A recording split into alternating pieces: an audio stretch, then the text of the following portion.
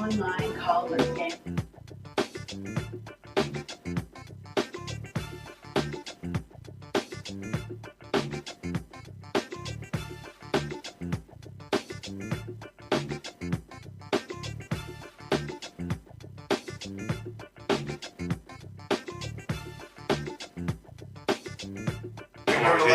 Had all the people down. Jason Johnson came over. Jason to watch. Okay. It's fine though.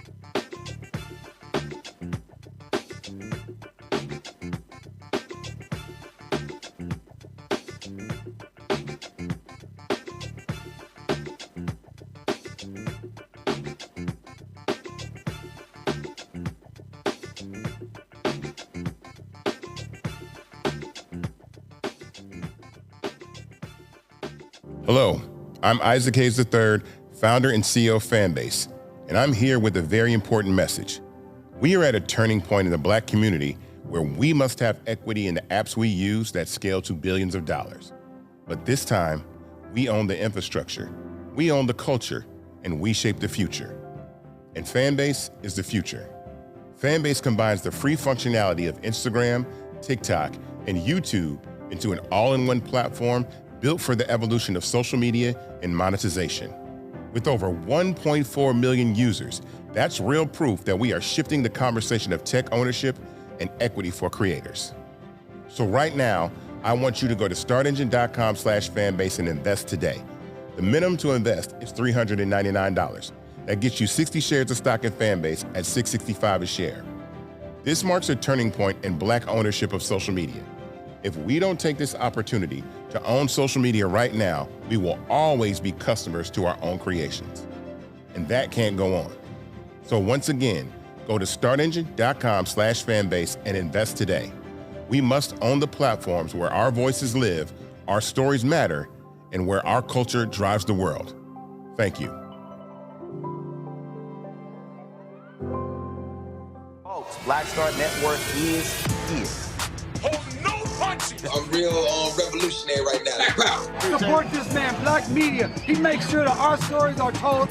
Thank you for being the voice of Black America, Roland. Stay black. I love y'all. All momentum we have now, we have to keep this going. The video looks phenomenal. See, this difference between Black Star Network and Black-owned media and something like CNN. You can't be Black-owned media and be scared. It's time to be smart. Bring your eyeballs home. You dig?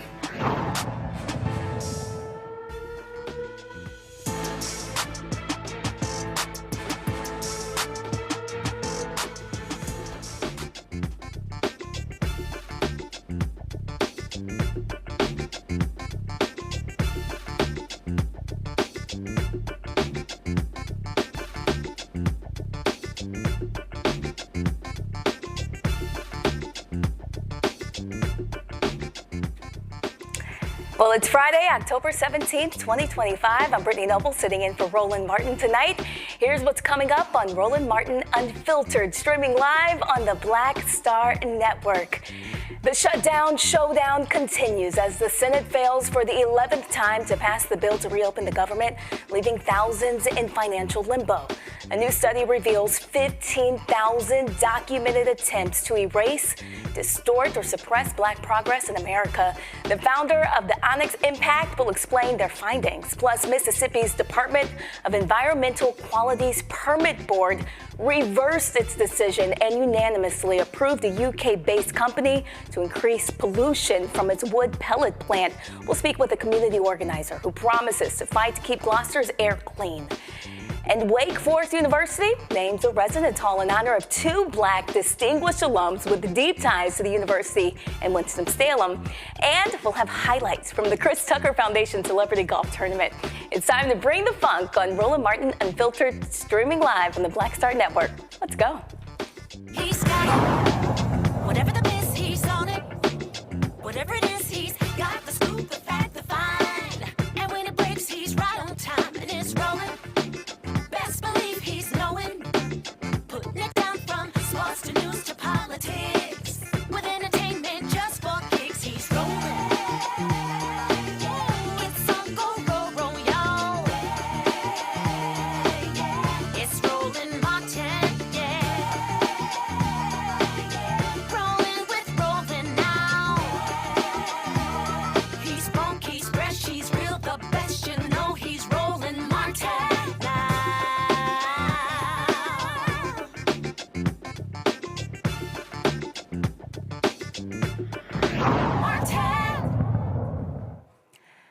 Well, it's day 17 of the government shutdown and still no deal in sight. This is now the third longest shutdown in modern U.S. history.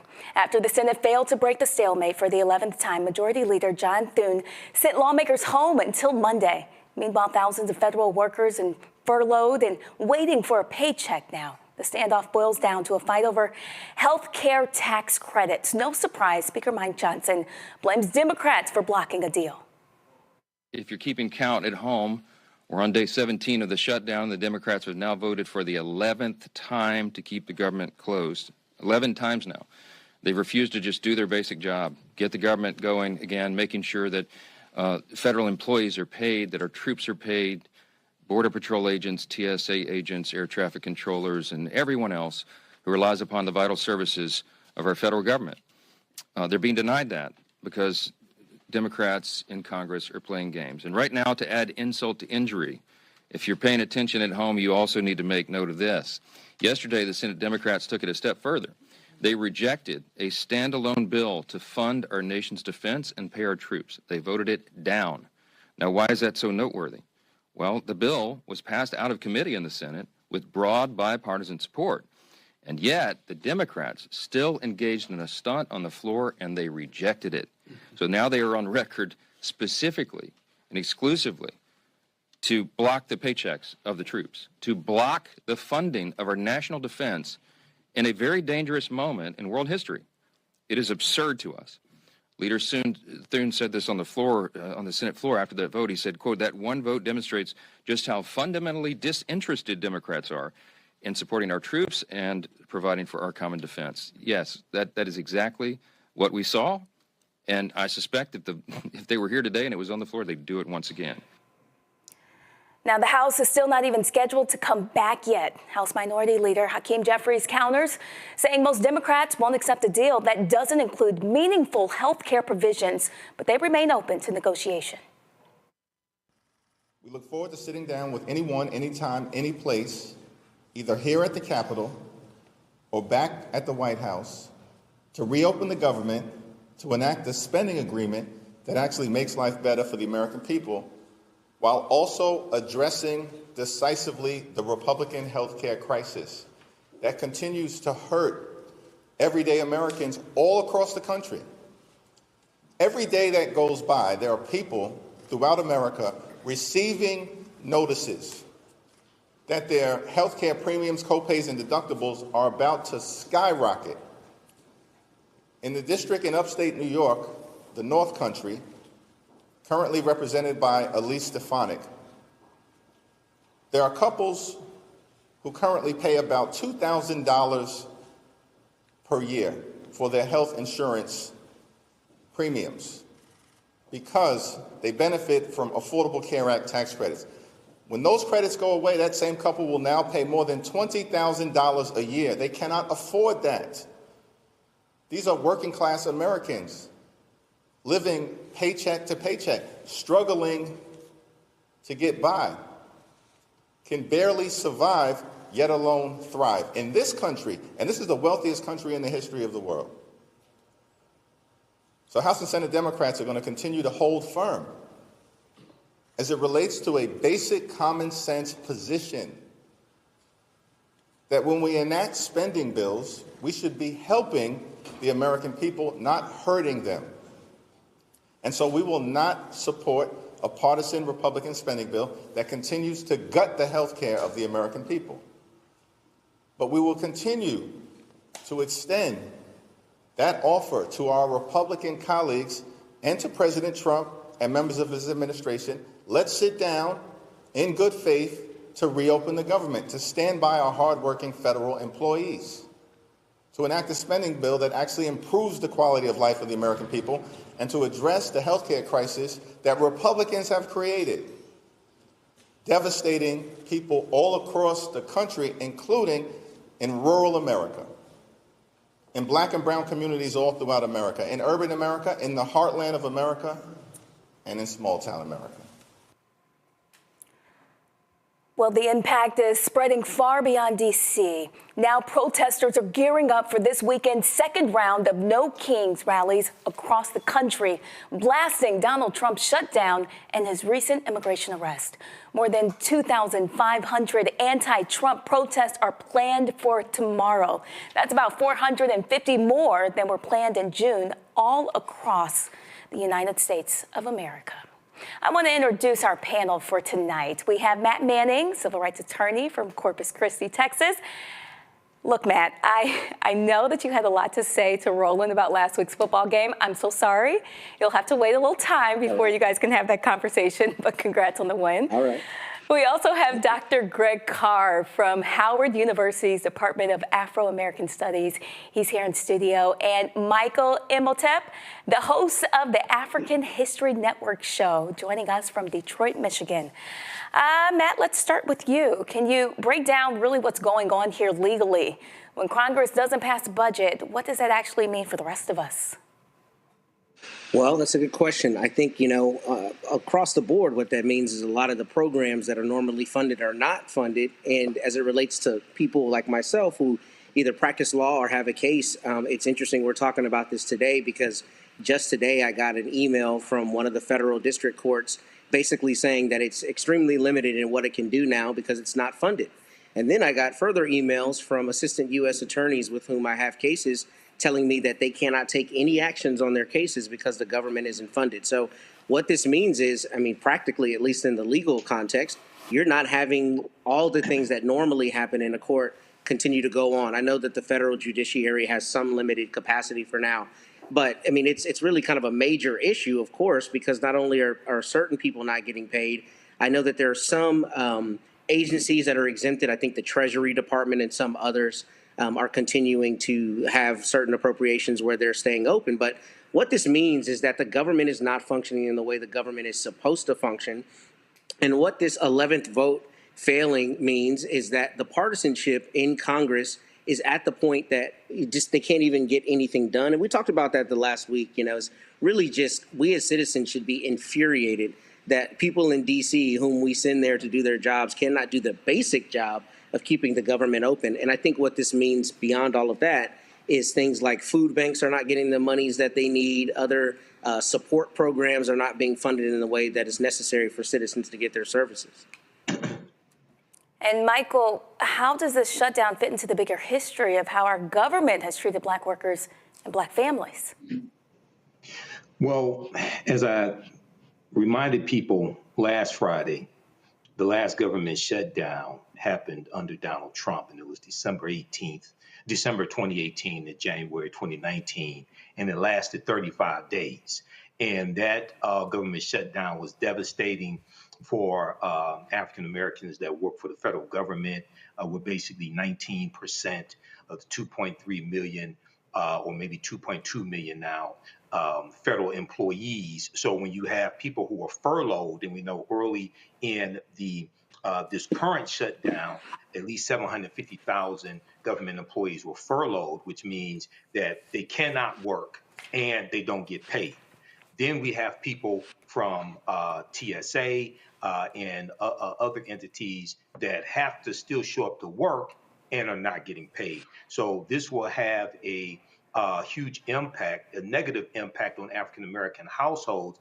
That's on top of the DOGE cuts coming from Elon Musk, okay, that Donald Trump unleashed on people, because those DOGE cuts, you all know, had a devastating impact on African Americans in Washington, D.C. and the Washington, D.C. area.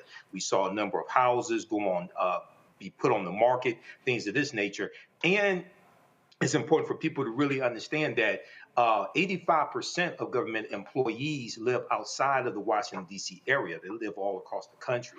So, yes, this is having a devastating impact on the African American community.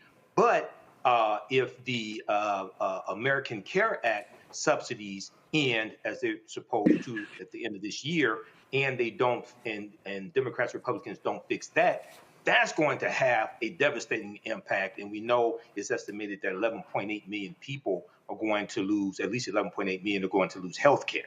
So we're looking at short-term pain to try to stave off this long-term health care cliff that also affects affordability. And Dr. Carr, let's bring you in. How does this government shutdown make us look to the world globally? Well, the United States has lost the world PR battle. All you got to do is read any of the foreign papers and see the workarounds that are being put in place. Brazil reaching out to Nigeria for new billion-dollar deals, China and everybody's embassy proposing deals. You see that. I think this story in particular hinges around a purebred liar named Mike Johnson, a MAGA Muppet, in fact, who was taking his orders from the President of the United States. It's not about paying or not paying the troops. This is about the expansion of presidential authority. Donald Trump, who doesn't remember much at these days, but when you hear him talk about constitutional law, he keeps repeating what's been put into his ear by a little nasty piece of work at the Office of Management and Budget named Russell Vogt. Article 2, Article 2, Article 2. They have this expanded theory of the presidency, the executive branch. And under that, that's what they're proposing to pay these troops with. The memorandum that Trump put out day before yesterday, this memorandum is written by Russell Vogt. It's to Pete Hegseth at the Pentagon. And it's from the director of the Office of Management and Budget. Trump's not running the government. He's just repeating what they're telling him to do. So when the Democrats voted against it, it's because they're not voting against paying the troops. What they're voting against is you can't expand presidential authority. The Constitution gives the power to purse exclusively to Congress. So this is what this is really about. And so when the MAGA Muppet gets up in line, by the way, Mr. Congressman, it'd be a very nice day. Isn't it a nice day to swear in Gravalva? Release the Epstein files. You don't want to swear her in. She's an elected congressman. All this is really about something else. And he's trying to make it look like it's the Democrats versus now the troops. And that's just a bold-faced lie. Do you think it's possible that lawmakers should or could face any type of penalties for what's happening? Absolutely, because we live in an idiocracy. People will actually listen to that fool and think that's what's happening. And so they'll say, why are y'all against the troops? So they could absolutely face blowback. And that's why I hope that the Democrats in the Senate voted to advance this, because they're afraid of blowback and not because they don't understand that this is about something very different. It's about expanding this presidency beyond the scope that has ever been seen in this country. Matt, I want to ask you, how does this shutdown, how does it impact our courts, housing and other civil rights cases? Can you talk to us in detail about some of those cases? Yeah, and that's a great question. I actually don't know the answer. I mean, I think what's going to happen, like I was saying, is a couple hours before we came on the air, I got an email from the Northern District of Texas, and they indicated there that the court is going to continue to hear things. So I think especially with criminal matters, the court will still be open. But as it relates to what even lawyers for the United States are able to do, it's severely limited. Like I mentioned, I have a couple cases right now against the United States where the government is a defendant, and the attorneys reached out to me weeks ago and said, hey, we're not going to have money to do our jobs. We don't have support staff. If you file something, I can't respond to it. So I've got to ask that the court stays the case. And, you know, we already have a DOJ that is not enforcing civil rights laws. In fact, is trying to find a way to flip the script and enforce them for white people, right? But what this means is anybody who is required to have the government plead their case, maybe somebody, for instance, who is a victim in a criminal case and they have immigration matters incidental to their involvement as a witness in a criminal case. I mean, it may be that they're not having a visa processed, that they're not being protected the same way. Any incidental hearings to their safety are not being held, or maybe being held in a longer time frame than they're supposed to. So I don't know the answer on the ground on what that's going to affect, but I will tell you my own practice, it's already been affected because my cases are on hold because the United States cannot pay the lawyers that represents it. And to everyone, what are you guys hearing from people about how they're getting by while still waiting for Congress to act? Who's that question for? Anyone. I mean, really, what does the shutdown mean for the single mom working for the federal government or the family waiting for benefits to come through? How are they getting by?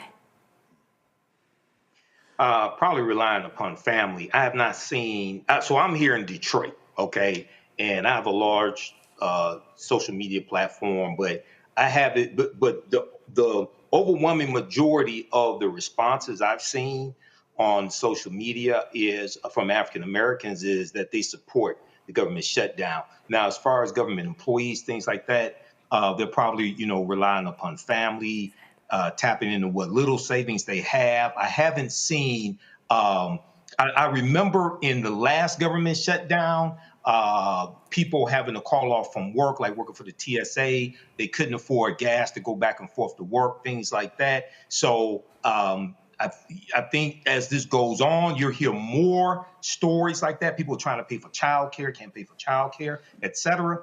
But I haven't had people, and I know government employees, I haven't had people tell me about it now. I know congressional staffers. It's hard for them, but it hasn't gotten to the point where it was during the 35-day government shutdown, from what I'm hearing. Yeah, I think that's true, but I also think that there are, we know this because we're in the area, there are two kind of broad categories for federal workers, that's really impacting us. You got those folk who are there for whom maybe this is a second job, they've been military, they retired, they came back, they're kind of in a position, some of them are talking about retirement, if they've been in federal government 20, 30 years. Then they're the group that just came in 5 years, maybe at max, they're looking for jobs. I think the biggest kind of retirement we saw this week is Admiral Halsey. He's over the Southern Command in the Caribbean Sea, and he's like, I mean, we don't know why, but I can imagine he's like, we're not just coming out here killing people in the Caribbean Sea claiming we chasing terrorists. But this man did 37 years in the military, so him stepping out, it might even be a raise to people with Social Security with his benefits and with his federal paycheck. So there's that group. I think they're fine. I think we're probably all more concerned about those younger folk, those transient folk, the people who operate around the periphery of the federal government, whether it's selling egg and cheeses or whatever they're selling at the delis or the little shops or the people who clean up in the buildings. And, you know, what are they doing? And you know, I think that's probably the two categories. Well, we have so much more to talk about here on Roland Martin Unfiltered. We want to know, did you get your copy of Roland's book, White Fear? How the Browning of America is making white folks lose their minds. It's available at bookstores nationwide. Get the audio version, read by Roland, on Audible. Coming up after the break, the man once trusted with America's top secrets is now accused of mishandling them. We'll discuss Donald Trump's former national security advisor with our panel on the other side of the break. Stay with us. Said the quiet part out loud. Black votes are a threat, so they erased them. After the Supreme Court gutted the Voting Rights Act in 2013, Republican legislatures moved fast. New voter ID laws, polling place shutdowns, purges of black voters from the rolls. Trump's Justice Department didn't stop it, they joined in. In 2018, his DOJ backed Ohio's voter purge system, a scheme that disproportionately erased black voters. Their goal, erase black votes and political power. Yeah, that happened. These are the kinds of stories that we cover every day on Roland Martin Unfiltered. Subscribe on YouTube and download the Black Star Network app.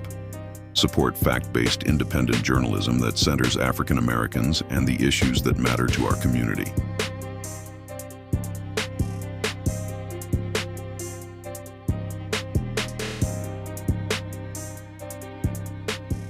How you doing? My name is Mark Carey, and you're watching Roland Martin Unfiltered. Deep into it, like pasteurized milk without the 2%. We getting deep. You want to turn that shit off? We doing an interview, motherfucker.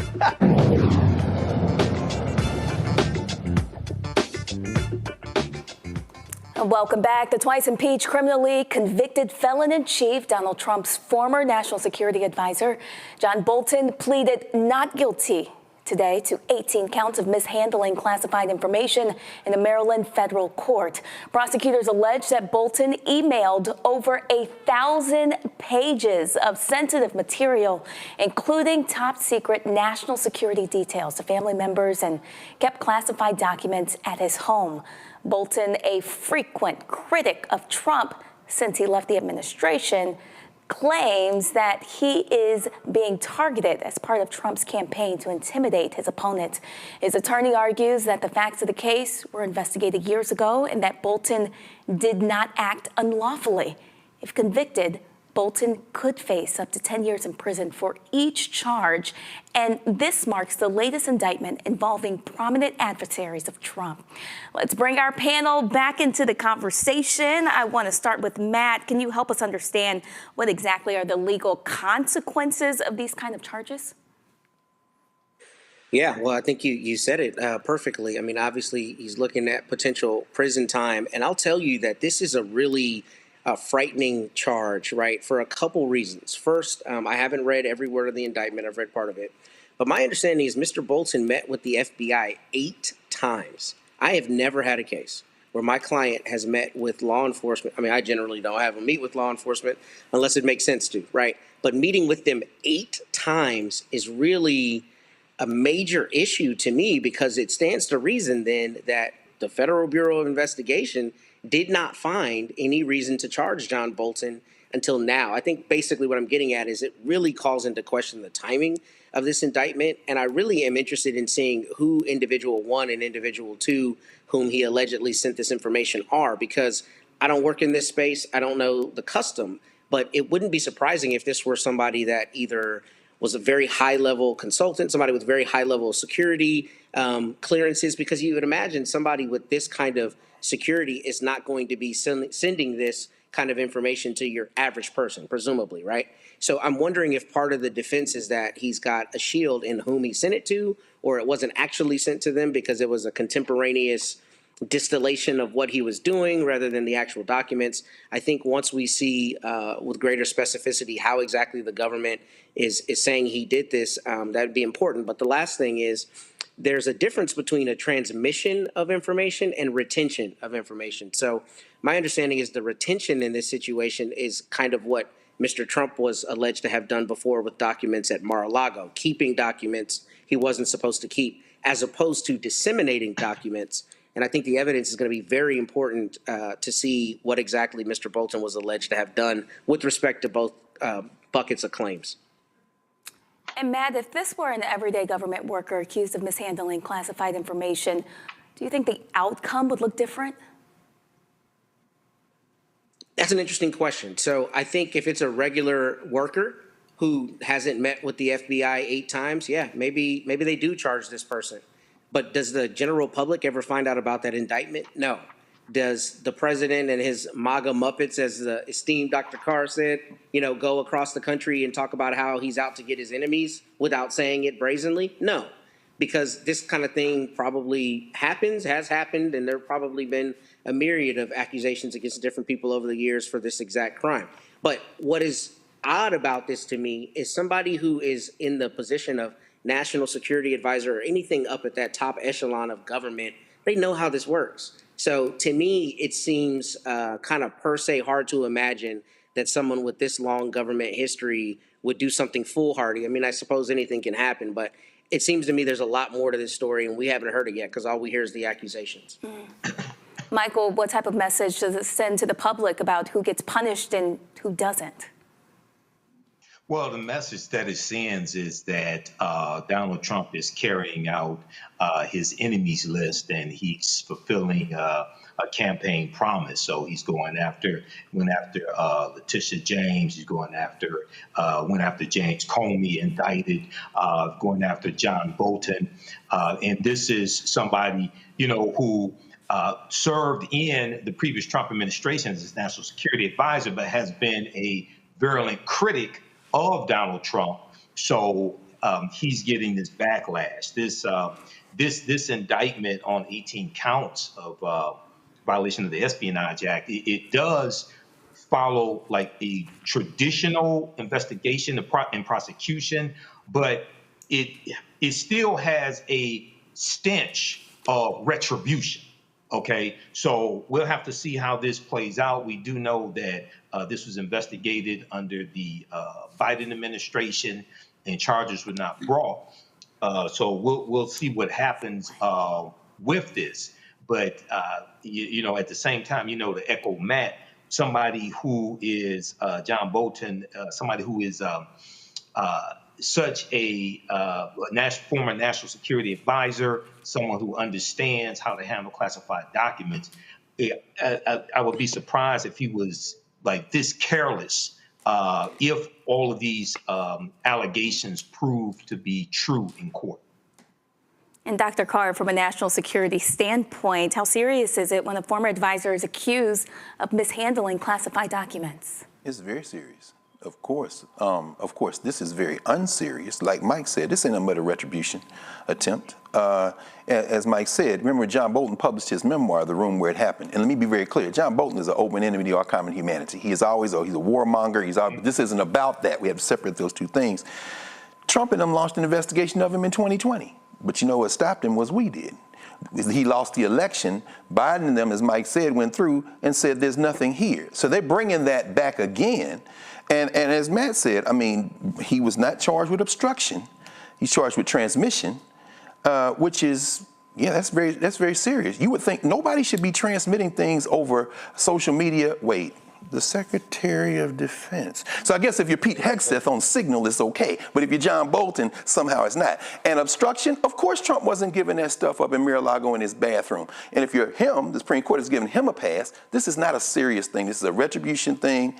And at the end of the day, this is probably going to have to be solved in the ballot box. I doubt very seriously the courts, however, are going to let him get away with this. I don't see him getting convicted.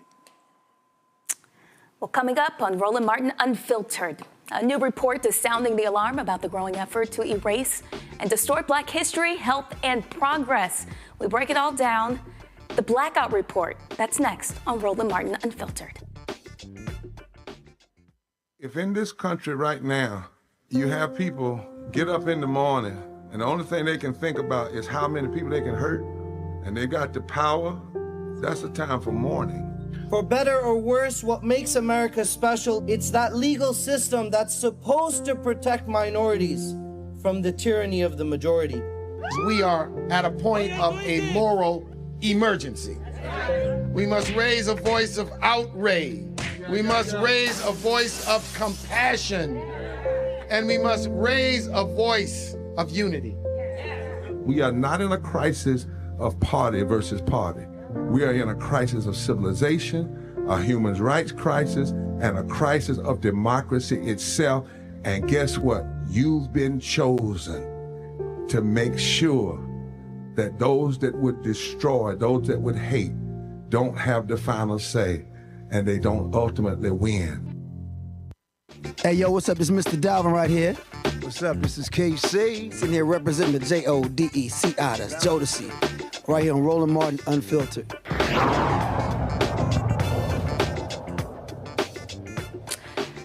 Well, a new report from Onyx Impact is sounding the alarm, saying there's a nationwide effort to erase and twist Black history, health education, and even our economic progress. In just the first 8 months of 2025, investigators found over 15,000, almost 16,000 incidents from data disappearing and budgets getting slashed to pressure on people and institutions to just stay quiet. All while $3.4 billion in grants and research for Black communities, entrepreneurs, and even HBCUs have been slashed. Onyx Impact founder Iosa Osa joins us now to explain their findings. Now, 155,000 incidents within just 8 months. What kinds of actions are we talking about? Absolutely. Iosa Osa, as the founder of Onyx Impact, what we are, I think you laid that out so wonderfully. What's seen happen in this country this year is outrageous, right? And the Blackout Report by Onyx Impact is by far the most comprehensive analysis that has been done this year on what this attack has meant for Black communities. Our $3.4 billion is such a large number, but what that actually means, right? We're talking about $70 million in grants that are supposed to prevent Katrina-like flooding in Black communities, right? We're talking about $31 million in cuts that are supposed to address asthma rates and air pollution in communities where Black kids have higher rates of lung conditions because of the neighborhoods that they grow up in. We're talking about nearly $10 million cut in sickle cell grants for this country. My little brother suffers from sickle cell disease, right? And to the idea of saying, of using this smokescreen of the term DEI as a rationale to eliminate needed funding in rare diseases that disproportionately impact Black communities, right, is unacceptable and needs to be called out, and that's why we released this report. So I'm reading here, it says that there's 3 disinformation tactics to erase, distort, and suppress. Can you go into detail about that? Yes, absolutely. We go through so much of this strategy is again cloaked in disinformation. Their real strategy, again, this attack, using attacks on DEI as a smokescreen to erase Black power and control and gain illegitimate power and control, right, across the country. And so we wanted to give folks a framework for how to think about this. We see efforts to erase our history and our data, right? Everything from deleting things on websites to Black book bans to restricting what students can learn, restricting knowledge in America to distortion, hiding and deleting whole data sets of information of Black folks, right? And suppressing, make this mass chilling effect that we have seen revert around not just media, but education, with the level of capitulation that we have seen in just a few months from the institutions that are supposed to uphold and the driving forces of American democracy have all, we've seen so many of them cripple and fall when it comes to protecting Black communities. And so by using this framework, we wanted to make it extremely clear that what these tactics are, how we should be talking about these tactics. Instead of debating a term, we need to call out the underlying strategy, because when they erase the data, they hide the proof, and then they can prevent the remedy. I want you to explain exactly the Onyx Impact and what it is that you guys do. Yes, Onyx Impact. We are a research and digital innovation hub that is focused on amplifying Black voices, fighting information threats that harm Black communities, and empowering Black communities into the future. So we do both research and programming, and really are about uplifting truth and Black voices moving forward. In your research and stories we've covered, we've seen books banned, DEI offices cut, and history lessons just watered down. So from your research, do you expect this to get worse? We expect it to get worse because it is their stated strategy, right? This is, and we are one research team, right? They are an entire federal government that is doing this every single day, and that the effects on the state and local level every single day are so profound. And so while so many folks are paying attention to a culture war nonsense, right? This is not a culture war, it is a power grab. And they are wreaking havoc on Black communities to an extent that we have not seen since Reconstruction. What do you think people can do to start fighting back? Well, first, we've got to make sure that we understand what is going on. We cannot respond to a bad faith argument with good faith answers and facts. We have to understand that they are using this term DEI as a smokescreen to erase Black power, to seize illegitimate control, and call out those tactics as when they come up, call out those tactics in the community. And when they need proof and evidence, that's where this report comes in. We have 15,723 distinct examples of harm to Black communities perpetrated by this disinformation campaign.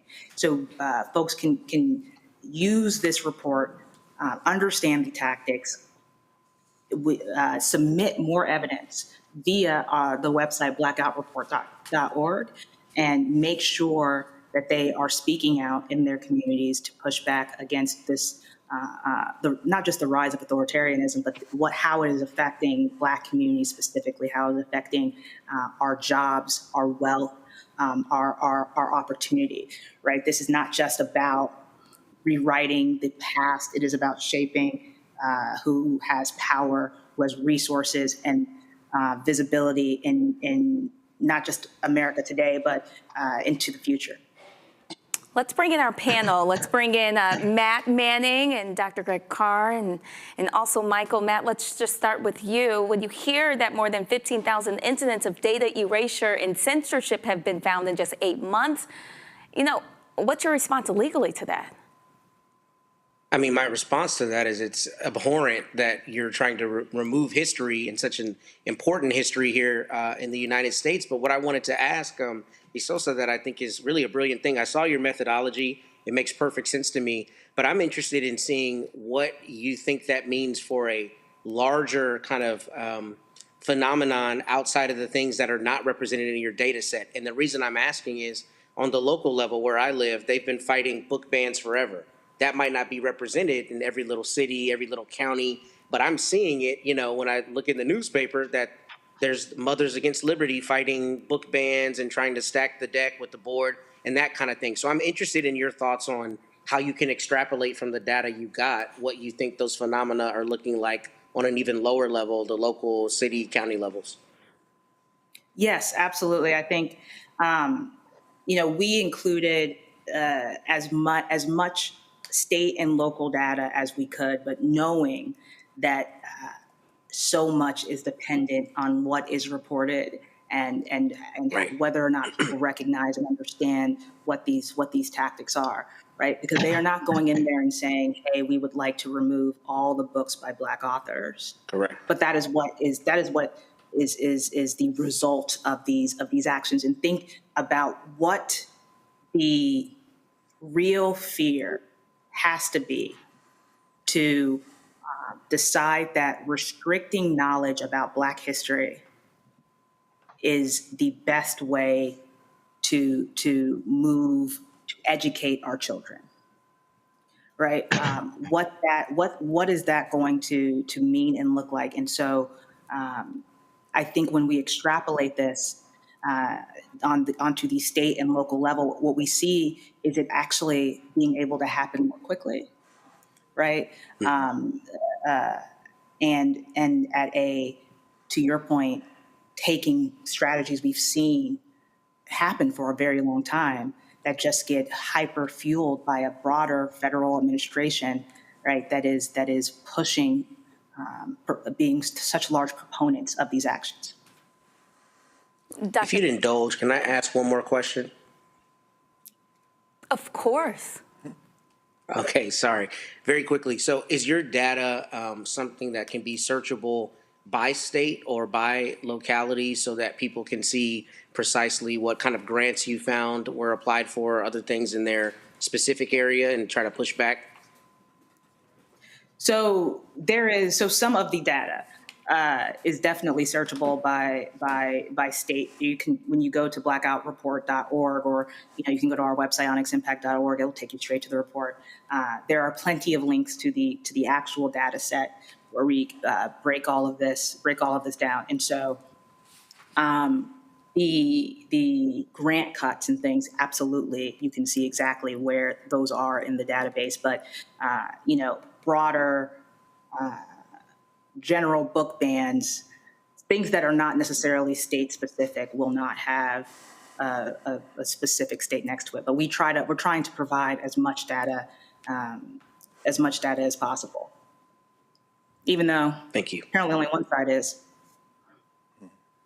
Dr. Carr, what's your response to the report? Oh, thank you for that, Brittany, and it's good to see you again, Sister Sosa. Thank you for the work that you all are doing. Of the two areas, the data, of course, probably should be, as you walking, explaining this, probably the most concerning. We saw that they got rid of the sister, Carla Hayden, who headed the Library of Congress, replaced her with a hack, Todd Blanche. I think that's Trump's lawyer, the one that went down and met with Maxwell. But Library of Congress controls the Copyright Office. I've had a lot of colleagues being concerned about AI and them now having access to that and training AI on data that they can just maybe figure out how to get access to in the Library of Congress. In your report, and here's where my question comes, I thought it was very astute in the what's next section. Raise public awareness, which of course you're doing right now. Identify and report when you see these things, kind of following what Matt was raising in terms of if you see it, report. And y'all have got a nice mechanism for reporting there to Onyx. And those accountability standards, I thought was very important. Hold this mass news commercial media responsible. I want to ask you about how we can fight back by continuing to do what we've always done in terms of supporting our institutions, our HBCUs, our community, gathering our community stories, not so much protecting the data, but kind of doing what we did during segregation. When you think about Black History Month, the black K-12 schools did it all the time. We saw Mackenzie Scott gave $63 million today to Morgan State and to the Black Preservation Trust to kind of support that. And the University of Virginia became the 5th school today to tell Trump, we're not signing a compact, my friend.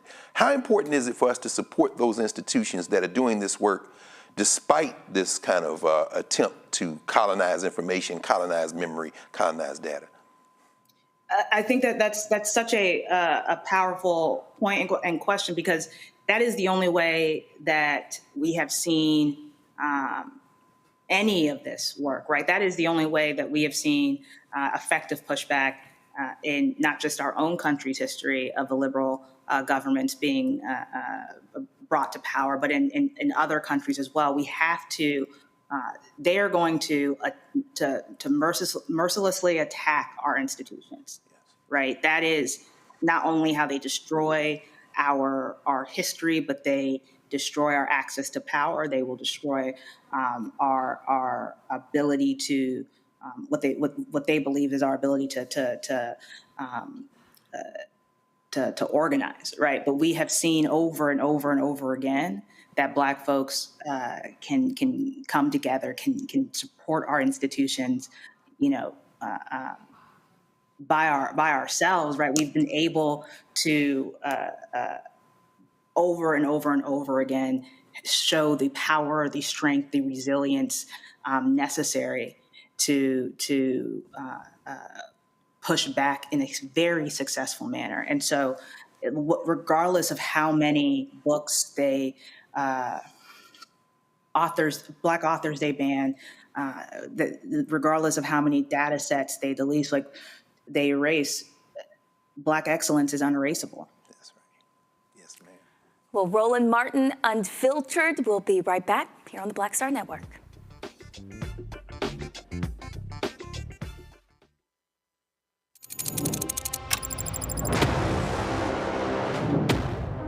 Afrotech, it's a lot of beauty, a lot of brilliance, a lot of intellect, a lot of innovation.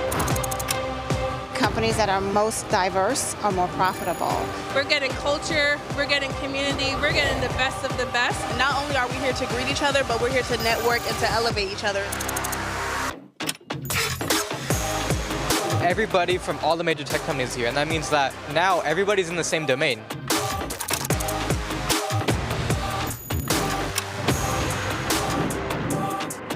This is the premier event every year. This is really where we could take off. You can go fast by yourself, but we go farther together. This is where you're supposed to be.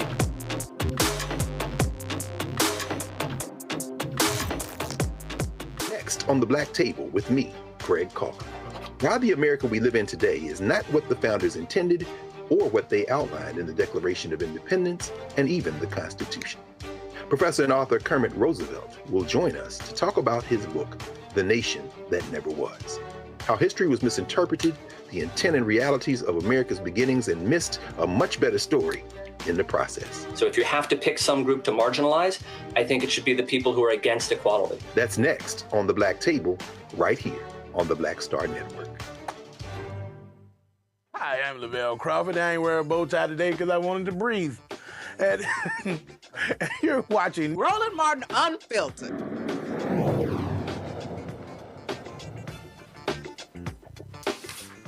Welcome back. I want to thank Ms. Osa for joining us and for explaining the research about blackout, the real-world cost of erasing, distorting, and suppressing Black progress. I want to continue talking with the panel about what this report shows. Michael, if you don't mind, what kind of long-term harm does this create when accurate data about Black communities disappears? All right, and I'm gonna have to get Isosa on the African History Network show as well to dig deep into this. But this is devastating. Now, the work that I do, I have been warning African Americans specifically about Project 2025 going back to 2023, and these attacks that she enumerated here are laid out in Project 2025. So when we talk about the attacks on diversity, equity, and inclusion, a lot of times African Americans will retort with an article from Black Enterprise magazine saying that African Americans only got 4% of the DEI jobs. But you don't understand how this impacts programs. Here on Roland Martin Unfiltered, we talked about there's a $37 billion minority program for business owners, and how African Americans were getting even a small part of that, but that's been wiped out. When we look at this, we saw the Environmental Protection Agency cut out $1.7 billion in grants. Many of those grants were benefiting the African American community, dealing with climate change, things of this nature. They keep using DEI as the reason to eliminate these grants. They say that they're discriminating against white people, but no court has ruled that DEI is illegal. So, but this, one of the excuses that they say is that it doesn't fall in line with the Trump administration, right? We saw that on day one in office, after Donald Trump got a Negro preacher from Detroit, right, to mangle Dr. King's I Have a Dream speech. Donald Trump revoked Executive Order 13985, I think it was. And this was from Biden-Harris, which laid the foundation for equity in the federal government in the Biden-Harris administration, right? So we see a total reversal of these programs. And another thing that they use is the Supreme Court ruling from 2023 that dealt with affirmative action in college admissions, okay? So on Donald Trump's second day in office, he revokes Executive Order 11246, which was affirmative action signed into law by President Lyndon Baines Johnson in 1965. As racist as Ronald Reagan was, he didn't revoke that executive order, but Donald Trump did it his second day in office. So as Nicole Hannah-Jones, who spearheaded the 1619 Project, she wrote a in-depth piece for the New York Times back in June 2025 called How Trump Upended 60 Years of Civil Rights in 2 months. They basically wiped out 60 years of civil rights progress as well as social justice progress, right, in the past few months. But all this is laid out in Project 2025. So one of the things that we have to do is have a deep dive into how is it that they put this 922-page document in print, sold it, disseminated it, but so many African Americans were dumbfounded and caught flat-footed. We have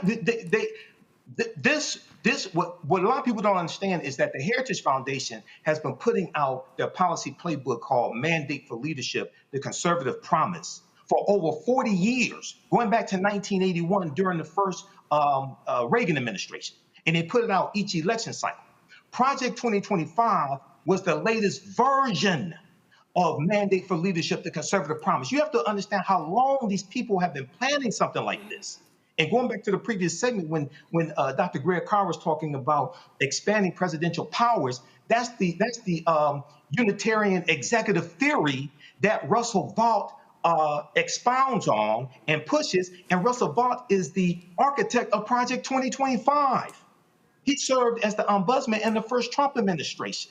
All this stuff was planned.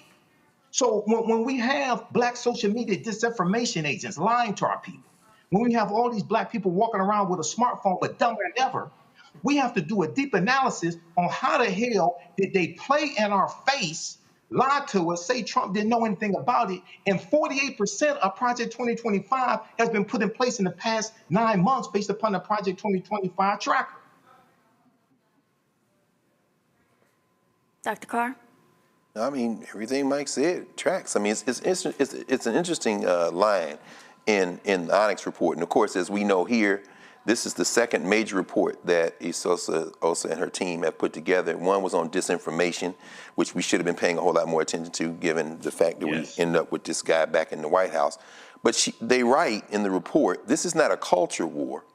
It's a disinformation-fueled power grab. If allowed to continue unchecked, it threatens every American's access to the truth today and to equitable possibilities in the future.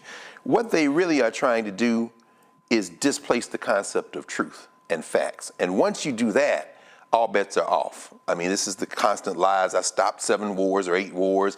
You're doing better. The tariffs are big money. This is our money we're talking about. So what it is a power grab to capture the state. They don't want to destroy the state. They want to run it. Take our tax monies away from us, give it to who they want, their billionaire friends mostly. And then when we want to do something for ourselves, remember the sisters in the Fearless Fund? The Fearless Fund was giving out money. They went to court, sued them. They settled before they could finish.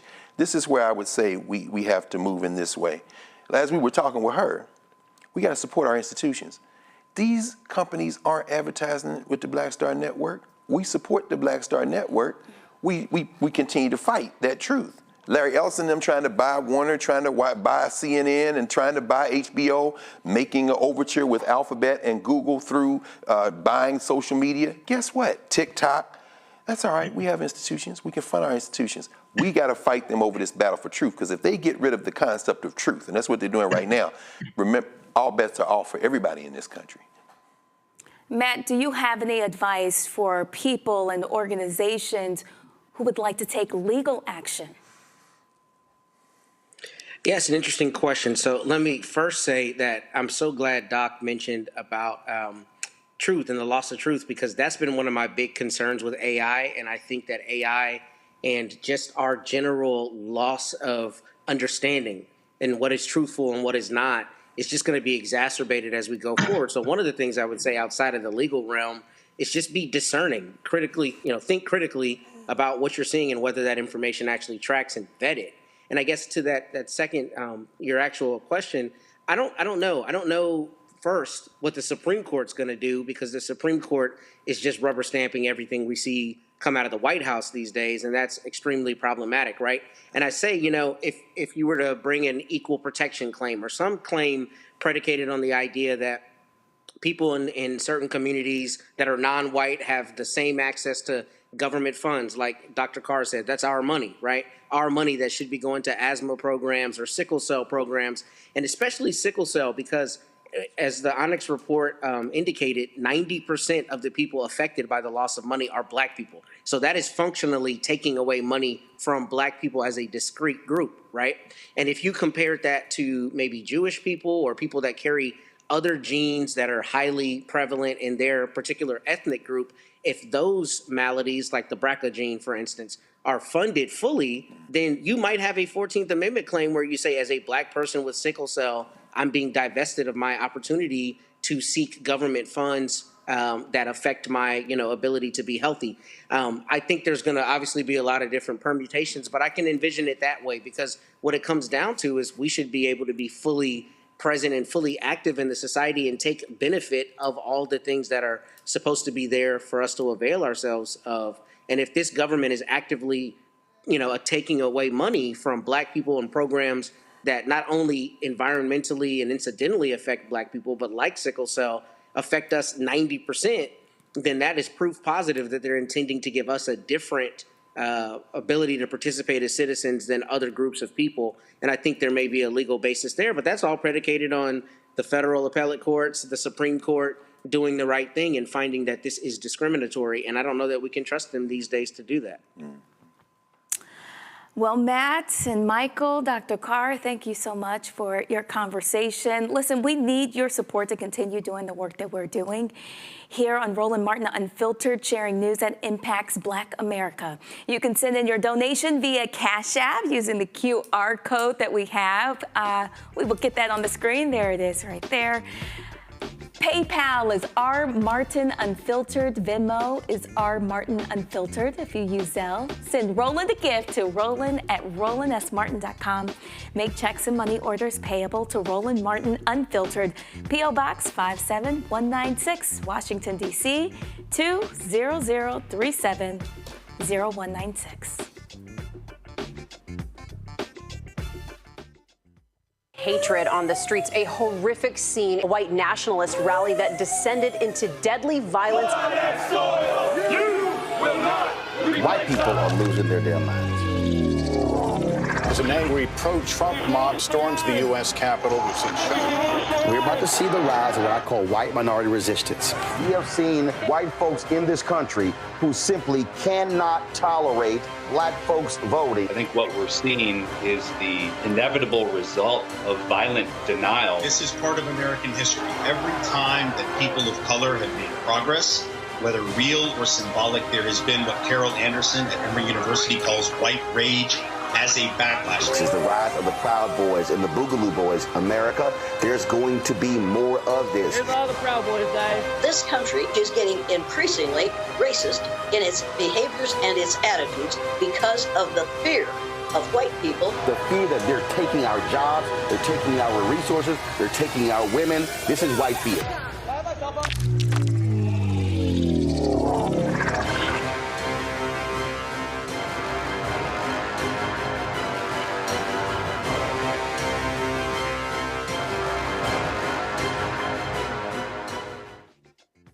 What's up, everybody? It's Godfrey, the funniest dude on the planet.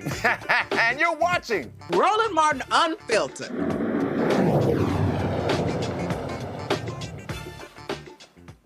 Well, Mississippi officials decide a UK company can release more emissions into the air Many people in the hospitality state are calling this another example of environmental injustice. Crystal Martin from the Greater Greener Gloster Project will join us today, and she's telling us more about what she has found out there. On Wednesday, the Mississippi Department of Environmental Quality reversed its earlier decision and approve UK's-based Drax request to request an increase emissions at its wood pellet plant in Gloster, Mississippi. It's located about 112 miles west of Hattiesburg. Well, people there in Gloster have long voiced concerns that allowing the wood plant to increase emissions would lead to higher levels of toxic emissions and greater health risks. The company has a documented history of environmental violations, and just 6 months ago, the MDEQ permit board took the rare step of denying the company's request to expand pollution levels. After Wednesday's decision, a group of Gloster residents have filed a federal lawsuit against Drax Biomass and its subsidiaries. The lawsuit alleges that the company's Amite Bioenergy wood pellet facility has for nearly a decade unlawfully released massive amounts of toxic pollutants into its community, violating the Federal Clean Air Act and Mississippi law. Crystal Martin from the Greater Greener Gloster Project joins us right now here on Roland Martin Unfiltered. Crystal, we want to welcome you back to the show. For those who do not know, can you start by explaining what exactly Drax does and what this plant in Gloster produces? Yes, so Drax they manufacture what's called wood pellets. These wood pellets are being manufactured in the U.S. South. They're only manufactured in the U.S. South. The wood pellets are manufactured here, and then they are shipped back to the U.K., where they use them as what they call a renewable source of energy, right? They use them for electricity. It's the manufacturing process that's harmful to health. It's harmful to our environment. And tell us, what does it mean that Mississippi officials have now approved Drax's request to increase emissions?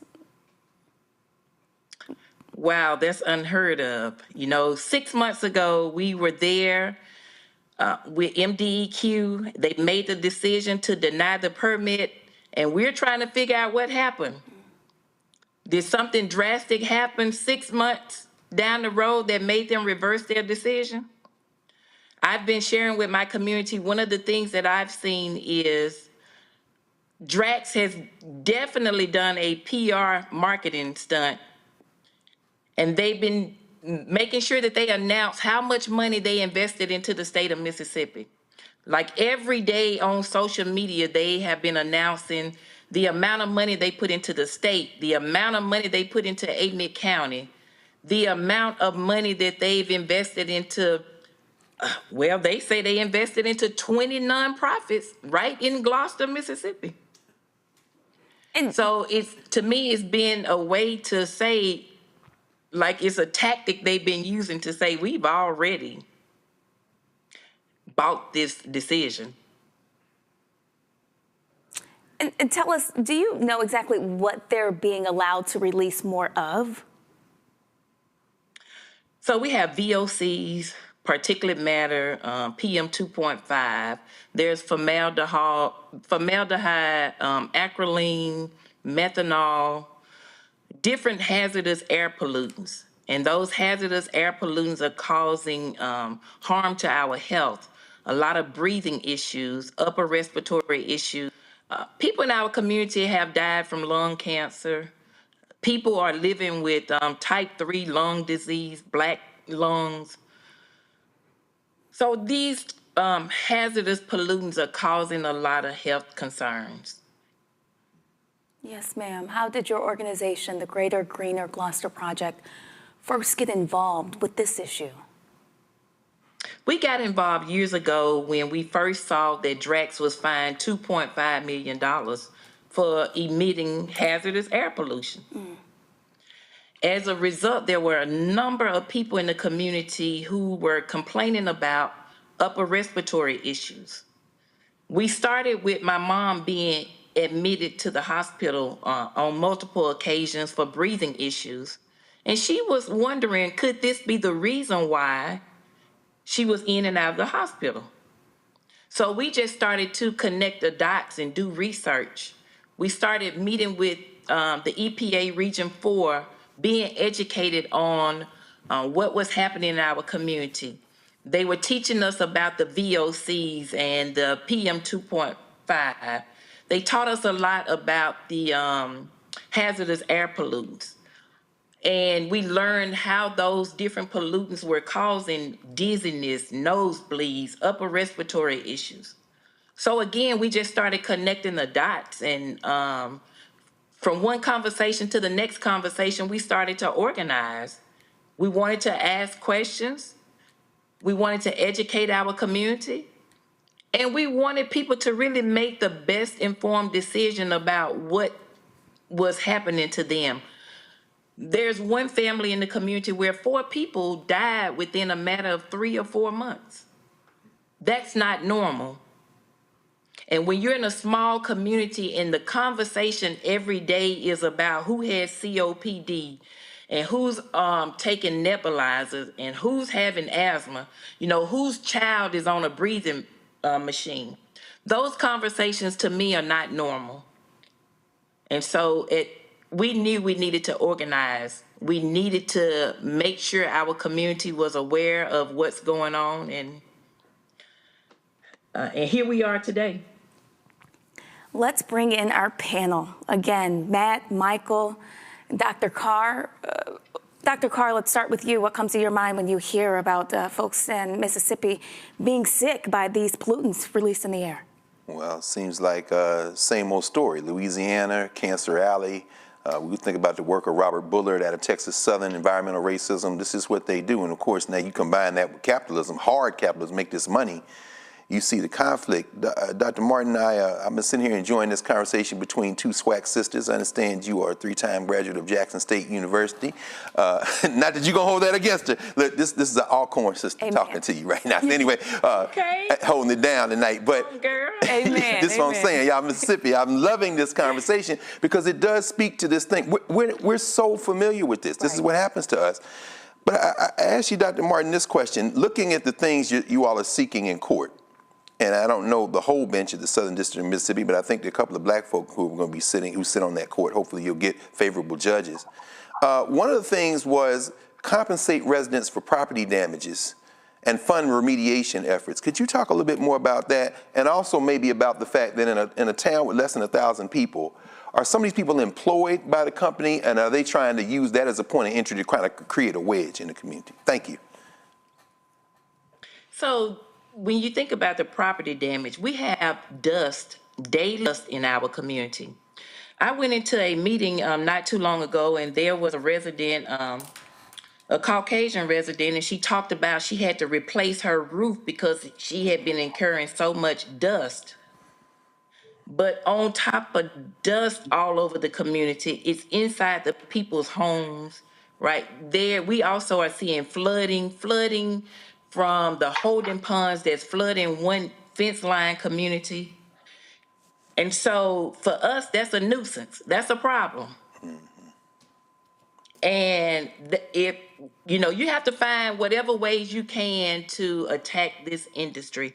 And so if they are causing the people in the community to have to do upgrades to their homes, then that's property damage. Yes, ma'am. It lowers your property rate. Going back, thinking about the people who are employed, I've spoken to a number of people who used to work in that facility, and I was told they were hired through the temp agency. Wow. So how do you come to our community, a community of 80%, almost 80% black people, and all you can offer us is an opportunity in that industry through the temp agency? That's a problem. Because they came to the community, promising good jobs, good paying jobs, but it's not a good paying job anytime you go through the temp agency and they take half of the money.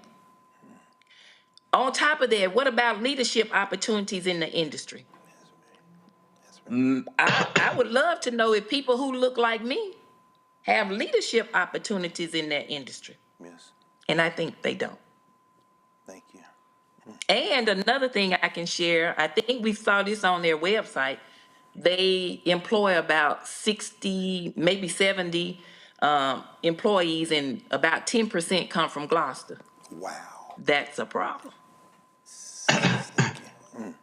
Matt, when you hear this, how can residents in this community respond? Is there any legal action they could take?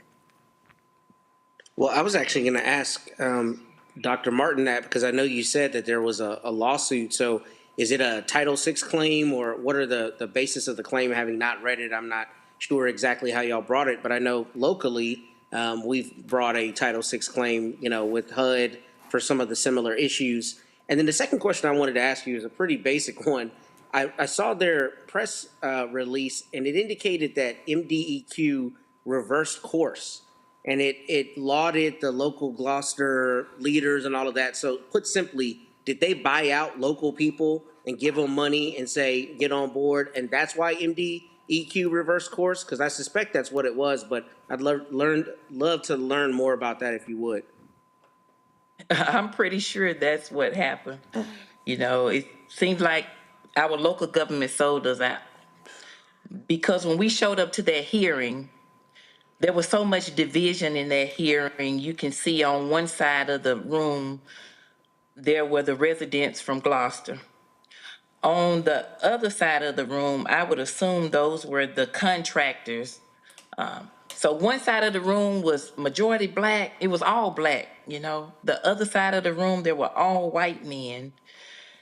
There was the mayor sitting on the front row. And I think one day I looked up and saw the one of the town aldermen.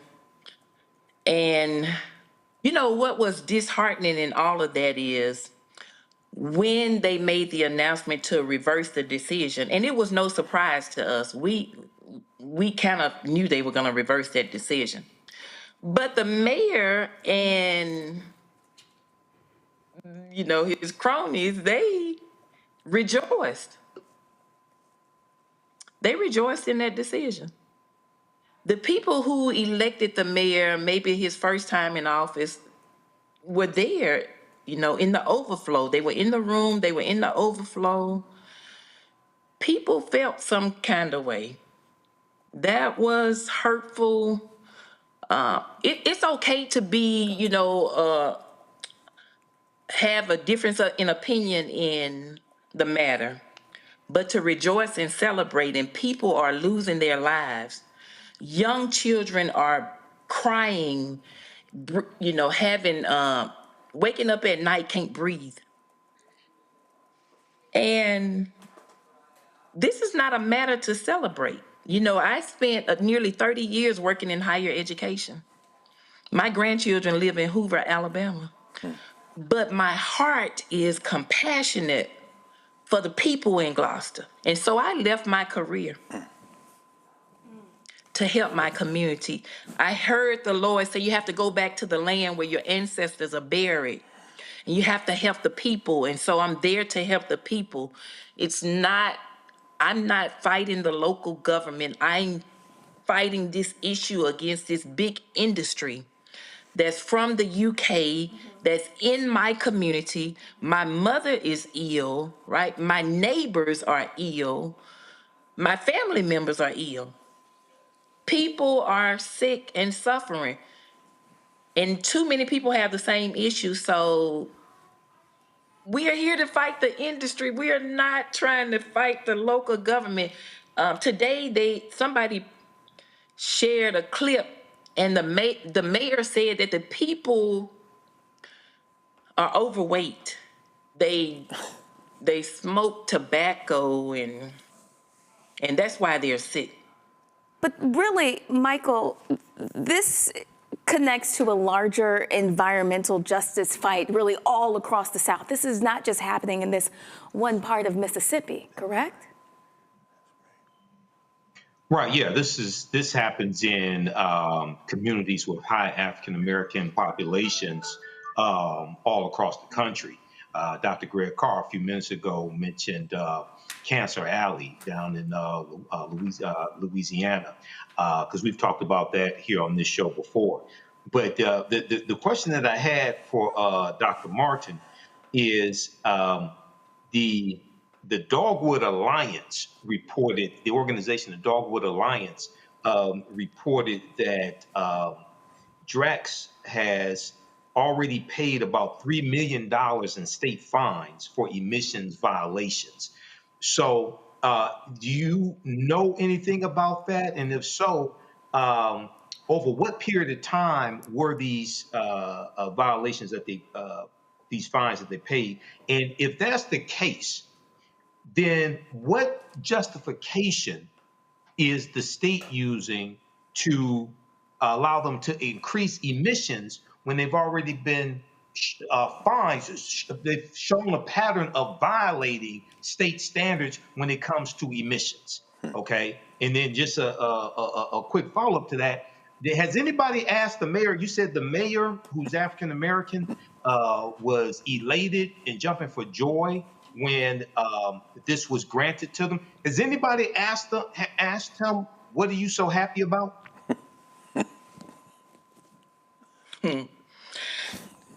You know, somebody did tell me they sent him a text message, and so maybe they asked what was he happy about. I have not asked that question. But I wanna go back to you talking about Cancer Alley. We discovered about 5 or 6 years ago the $2.5 million fine. And again, that came out through an article in the local newspaper. And as we started to work with the EPA Region 4, we began to learn more that there were more violations. So before there was a $2.5 million fine, there was also a $100,000 fine.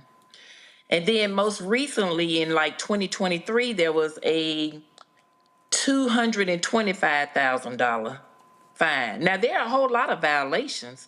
Not all of them resulted in a fine. Some were for, emissions. They didn't report they didn't get their paperwork or whatever completed on time. So they have a number of violations, right? And as far back as I can tell, these violations started to occur maybe 1 to 2 years after operations. Now, as we work closely with the EPA, you talk about Cancer Alley. Do you know what they shared with us? When we logged into the EJ screening tool, we learned that Gloster is the new Cancer Alley. Jesus. Wow. We just happen to be a rural community in Mississippi, right? We're not in mainstream media. People are not talking about our issue, but we're the new Cancer Alley. Well, we're talking about it, and I want you to let me know exactly what's next for the Greater Greener Gloster project, and what can we do to support you? What's next is, we let Drax know we were not done fighting. We're going to continue to work with our attorneys. We were represented by Earth Justice, Mississippi Center for Justice, and ACLU, and they represented us on the permit side.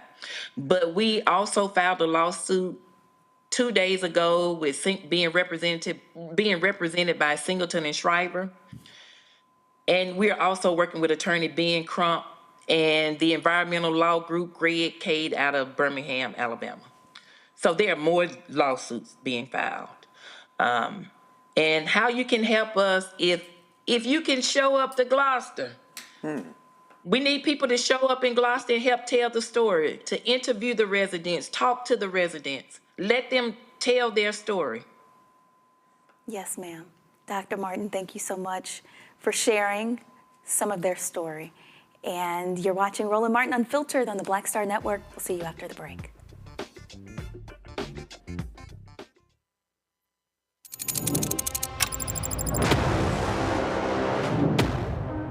Afrotech, it's a lot of beauty, a lot of brilliance, a lot of intellect, a lot of innovation. Companies that are most diverse are more profitable. We're getting culture, we're getting community, we're getting the best of the best. And not only are we here to greet each other, but we're here to network and to elevate each other. Everybody from all the major tech companies here, and that means that now everybody's in the same domain.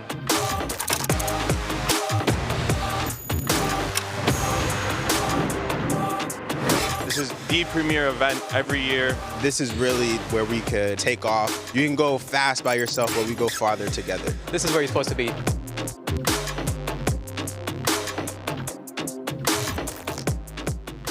Next on the Black Table with me, Greg Carr. Why the America we live in today is not what the founders intended or what they outlined in the Declaration of Independence and even the Constitution.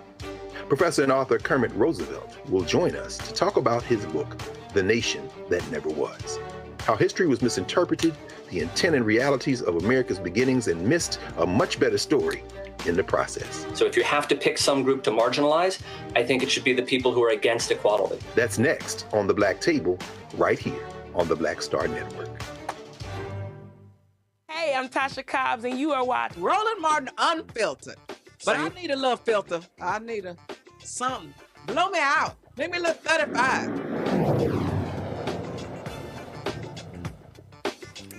Welcome back. Philanthropists are using their legacies to inspire change for Black colleges all across the nation. Mackenzie Scott has gifted $63 million to Baltimore's Morgan State University. This marks the second major donation Scott has made to Morgan State in less than 5 years, bringing her total contributions to the university to $103 million. Morgan State says the $63 million gift will strengthen the university's endowment, expand support for student success, and advance initiatives that reinforce Morgan's role as an anchor institution in Baltimore. Well, author Blank, renowned entrepreneur and co-founder of the Home Depot, well, he's announced a $50 million donation through the Arthur M. Blank Family Foundation to Atlanta's historically Black colleges and universities. The money will provide GAP scholarships to nearly 10,000 students who are in good academic standing and nearing graduation, but have exhausted all other sources of financial support. Well, the initiative aims to boost graduation rates. Also, a West Virginia pastor associated with the MAGA movement is facing serious charges of sexual crimes against minors. Kevin Jones, 33-year-old pastor at Summit Church in Elkins, appeared in court on charges of soliciting minor and distributing materials depicting minors in sexually explicit activities. Well, investigators discovered that more than 1 million digital files on Jones's devices, including altered images of alleged victims, following his arrest on October 2nd. Well, a judge denied his attorney's motions to dismiss the case and to reduce his cash-only bond of $50,000. Jones remains in jail as prosecutors continue to review evidence for an indictment. We still have our panel here with us. Matt is still listening. Can you weigh in on what you just heard about the West Virginia pastor associated with the sexual crimes against minors?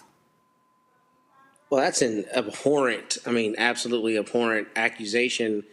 I am really surprised that his bond is only $50,000. That sounds very low. I'm not sure whether these are state charges or federal charges, but that seems to me to be uncommonly low, particularly with 1 million alleged images of such conduct. That's like an extraordinary amount, a lot more than I've heard in similar cases that I've dealt with as a prosecutor. So, it's very surprising to me that it's a $50,000 bond. But I think what's interesting about this situation that I understand is that this was a big supporter of Charlie Kirk, or a person who spoke pretty full-throatedly about Charlie Kirk and his legacy. And, this is unfortunately for people who are supporters of Mr. Kirk and that ilk, this is proof positive that obviously a lot of people in that group of people are not good people. And as they go around saying that the Democrats and the left and all these people are so, immoral and horrible, you got to sweep around your own front door, as they say. So this is a horrible situation. But if these accusations are true, I hope he's buried under the jail, because this is the kind of thing we as a society absolutely have to apply the harshest punishments to. Michael, I was watching you. I saw you kind of responding. How are you feeling right now? Oh, well, with Matt saying he was he followed Charlie Kirk, that doesn't surprise me. Just seeing that this took place in West Virginia, Donald Trump won West Virginia overwhelmingly in 2024, as well as even 2020, if I remember correctly. So, yeah, this is, hopefully he gets the book thrown at him if he's guilty. Crimes like this are inexcusable. But also, you're going to hear more. Just when you look at the what Politico exposed, dealing with the racist rants from the young Republicans, the white nationalists in training, and the things that they were saying in there about some of them, alleging wanting to rape people and torture and things of this nature. You have some sick people out here hiding behind Christianity or white Christian nationalism, however you want to put it. We hear you. In other news, a federal judge has ordered immigration officers in the Chicago area to begin wearing body cameras after startling footage revealed agents clashing with protesters and using tear gas during President Trump's immigration enforcement actions. Judge Sarah Ellis, concerned about officers disregarding previous court orders, stated that she is not blind to the images of aggressive enforcement tactics occurring in her own city. This ruling comes as activists intensify their efforts to monitor immigration and customs enforcement, with more than 1,000 immigrants arrested since September. Well, the judge's order also prohibits the use of tear gas and certain riot tactics against peaceful demonstrators and journalists amid ongoing tension surrounding immigration in Chicago. Matt, what is it that we can do about this? Well, I think this is a great ruling by the judge. It's a surprising thing. A lot of people may not know this, but I don't think federal law enforcement officers are mandated to wear body cams. And I know that because I have a case I just tried in June where if it wasn't for the local police officer having a body cam, we never would have had the footage of what happened to my client. So I'm glad that this court is requiring this, because in this day and age, it is so important for us to bear witness in every medium possible, particularly with video, right? We're seeing around the country what these ICE agents are doing, masked, how they're running up on people, how they're, violating their rights and throwing them to the ground and otherwise brutalizing them. There absolutely needs to be recordings of that, and I'm glad that this judge is requiring it. I am surprised that Congress hasn't passed anything before this, or, some other rule hasn't come about that's required this, because this, in my opinion, has been a long time coming. So I'm glad that she required this of the ICE agents there in the Chicagoland area. Dr. Carr, what are your thoughts? How do we continue moving forward? Well, that's a good question. Now, they've been ignoring Judge Ellis's orders before. That's one of the reasons she came down again today. And to the less than men, particularly the American Negro that jumped out the car and put the full weight of his old weight knee in the back of that sister that we just saw. Winter is coming, my friend. It could be legal, it could be moral, but one way you're going to pay the bill for this, and you don't have immunity. Donald Trump may, thanks to John Roberts, but you don't. I think we have to move forward by doing exactly what we just saw. Police camera footage, sometimes they release it, sometimes they don't. Citizen camera footage, however, is why we're having this conversation. And we're able to talk about this in part because some brave soul pushed record on his or her cell phone and we saw the footage for ourselves. Chicago, these punks, these less than men and women who have been signing up to do this, we see them smashing cars in the streets. We see them running into cars and jumping out.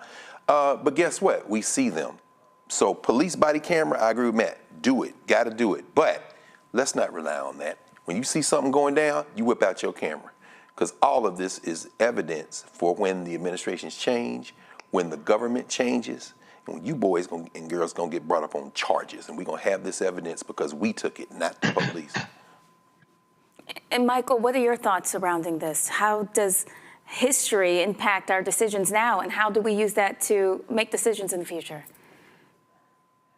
Well, I think this is a good ruling. Yes, they need to wear body cameras and have them actually recording. Yes, we need to keep recording as well. But also, as I've talked about here on the show, and we have the No Kings rally coming up this weekend, this has to be backed up by targeted, sustained economic withdrawal strategies as well.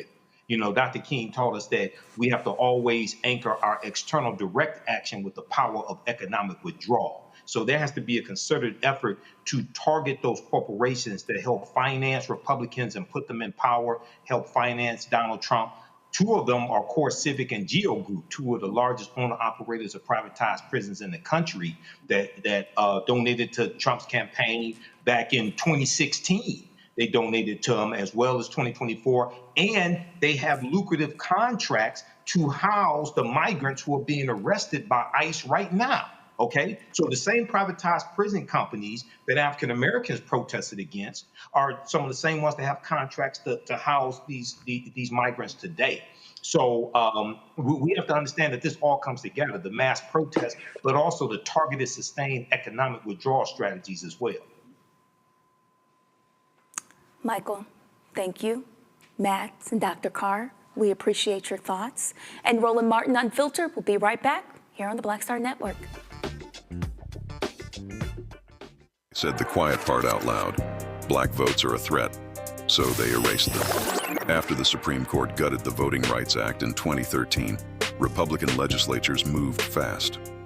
New voter ID laws, polling place shutdowns, purges of black voters from the rolls. Trump's Justice Department didn't stop it, they joined in. In 2018, his DOJ backed Ohio's voter purge system, a scheme that disproportionately erased black voters. Their goal, erase black votes and political power. Yeah, that happened. These are the kinds of stories that we cover every day on Roland Martin Unfiltered. Subscribe on YouTube and download the Black Star Network app. Support fact-based independent journalism that centers African Americans and the issues that matter to our community.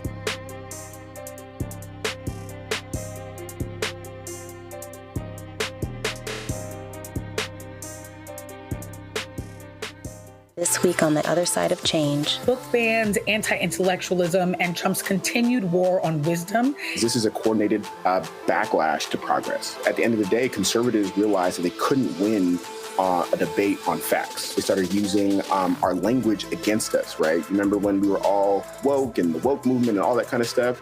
Now everything is anti-woke, right? When we were talking about including diversity, equity, inclusion in higher education, now it's anti-DEI. All this are efforts to suppress the truth because truth empowers people. You're watching The Other Side of Change only on the Black Star Network. Hey, this is Motown recording artist Kim. You are watching Roland Martin Unfiltered. That boy, he always unfiltered though. I ain't never known him to be filtered. Is there another way to experience Roland Martin than to be unfiltered? Of course he's unfiltered. Would you expect anything less? Watch what happens next.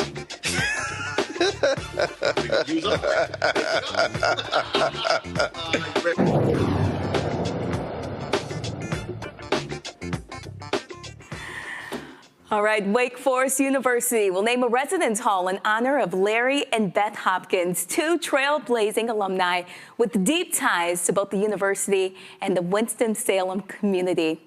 Beth Hopkins has built a decades-long career in law, education, and community outreach.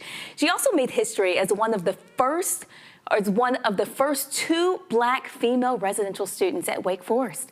Her late husband, Dr. Larry Hopkins, was a standout football player for the Demon Deacons and a respected physician who dedicated his career to improving access and outcomes in women's and neonatal health.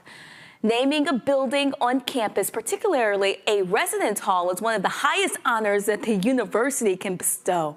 And joining us right now is Wake Forest alumna Beth Hopkins. Beth, thank you so much for joining us tonight. Thank you. Thank you. My pleasure. Yes, ma'am. How did it feel when you found out that Wake Forest was naming a residence hall in your and your husband's honor?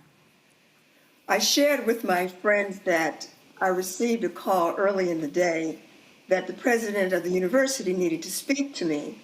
And I said, oh my goodness, what have I said now? Because I'm from the say something generation and I'm always accused of saying something.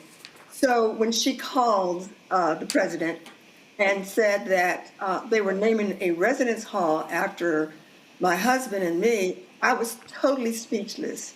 And the tears just flowed because it was so unexpected. That's beautiful. Tell us more about that. What does this recognition mean to you and your family?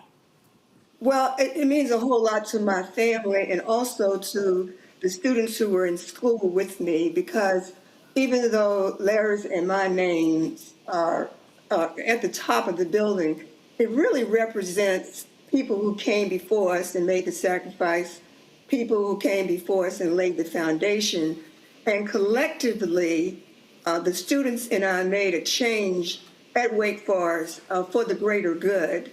And I am just pleased to be part of a group of Say Something generation people who had courage and weren't afraid of the consequences.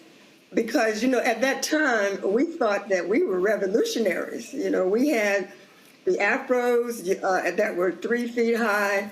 We had more hair in our head than we had fabric wrapped around our legs. And we had a great time at Wake Forest, just being together and sharing our experiences together. And we are together 55 years later, actually, as a group. The two of us, Deborah Graves McFarland and I, were the first two. And then Linda Holliday and Awilda Gillum Neal joined us a second semester. Could you tell us more about what that experience was like for you back then? Well, during that time, we experienced a lot of trauma, as did other Black students at majority European descent universities. But what got us through was each other. We were a united, close group, and we remain a close group. There were less than 20 of us on the campus in the early 70s, and we had a lounge called the Afro-American Lounge. And there we would go in the evenings and talk about issues that involved or affected all of us. And we would resolve those issues. And we were not always in agreement. Sometimes there were very vigorous arguments, because there were those of us who wanted to march, who wanted to protest, who wanted to shout. And there were those who were more deliberate, like my husband and the chairman of our group, who was very deliberate and soft-spoken. And together we would come to some resolution. Once we opened that door of the Afro-American Lounge, we were solid. Nobody knew that we had had the vigorous arguments that we had had. We represented a united front, and that's how we were able to get through Wake Forest.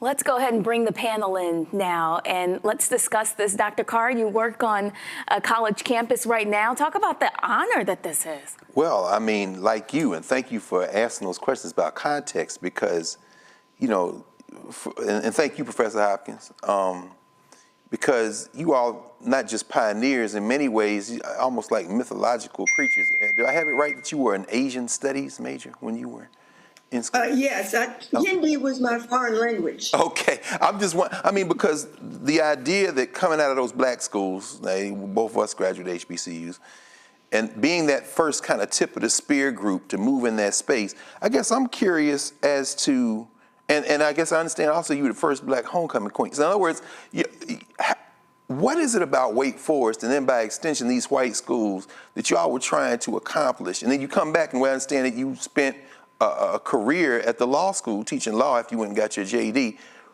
What does it mean to have a Black presence at the time you all were doing what you did? What does it mean now? Maybe what has changed, and what do you hope to see in the future? Because again, y'all are not educating a whole lot more than just Black folk. Well, we were change makers, and we had no fear. That was our ability to adapt and adjust. And I'll tell you, I was actually on my way to Reed College before I committed to Wake Forest.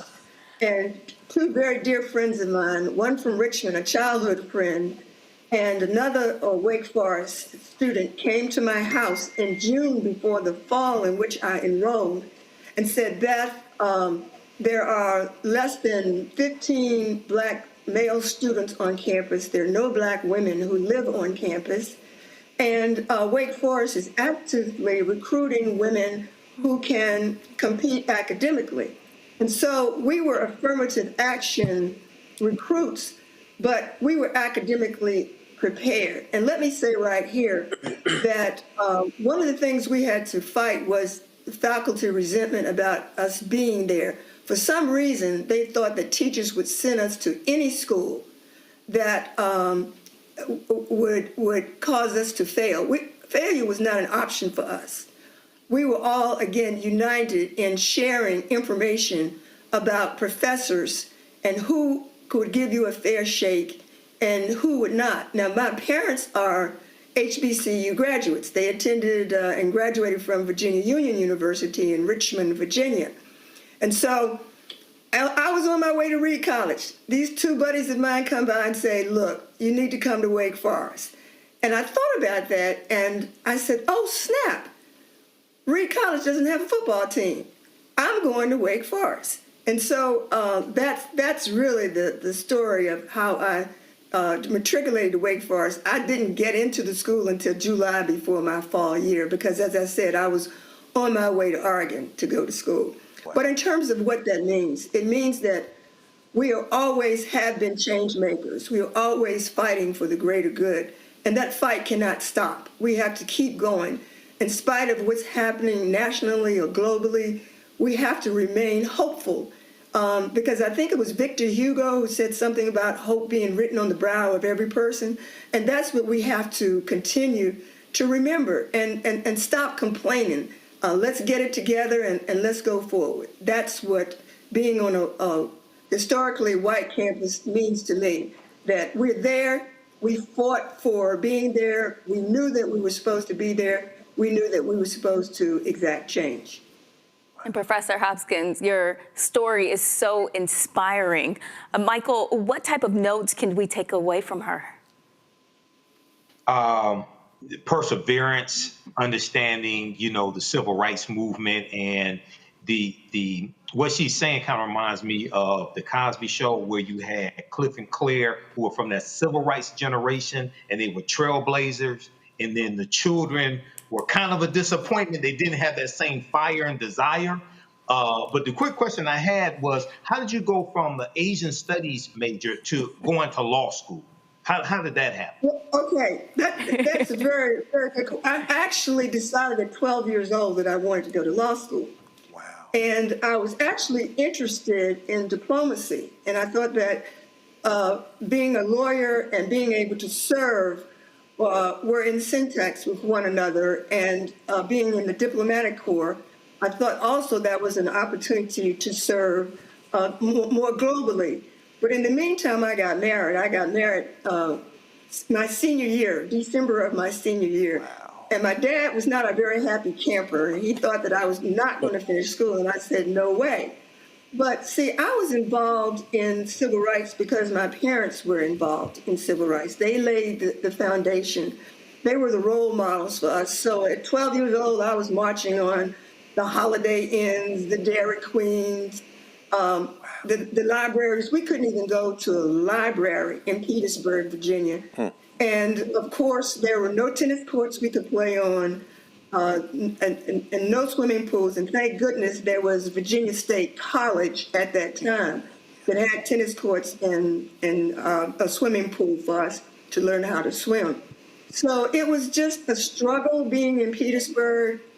And I wasn't going to let anything stop me from becoming a lawyer. And I don't know if you know the story that when I finished Wake Forest with honors, I applied to only one school. I was just that, I wanted to say I was arrogant because I knew I had worked hard, I'd accomplished a lot. I knew the school was going to accept me, Wake Forest's law school. Well, guess what?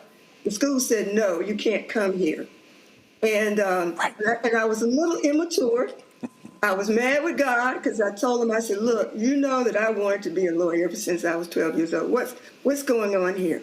But see, what that taught me is that you have to submit to the plan, that there's a greater plan for you. And you have to be mature enough to understand that there's a higher authority that's guiding your path. So the very next year, I applied to William & Mary, went back to my home state, and took the bar exam February of my third year, because at that time, Virginia allowed you to do that. Passed the bar, and in May, I had a job with a civil rights law firm in Richmond.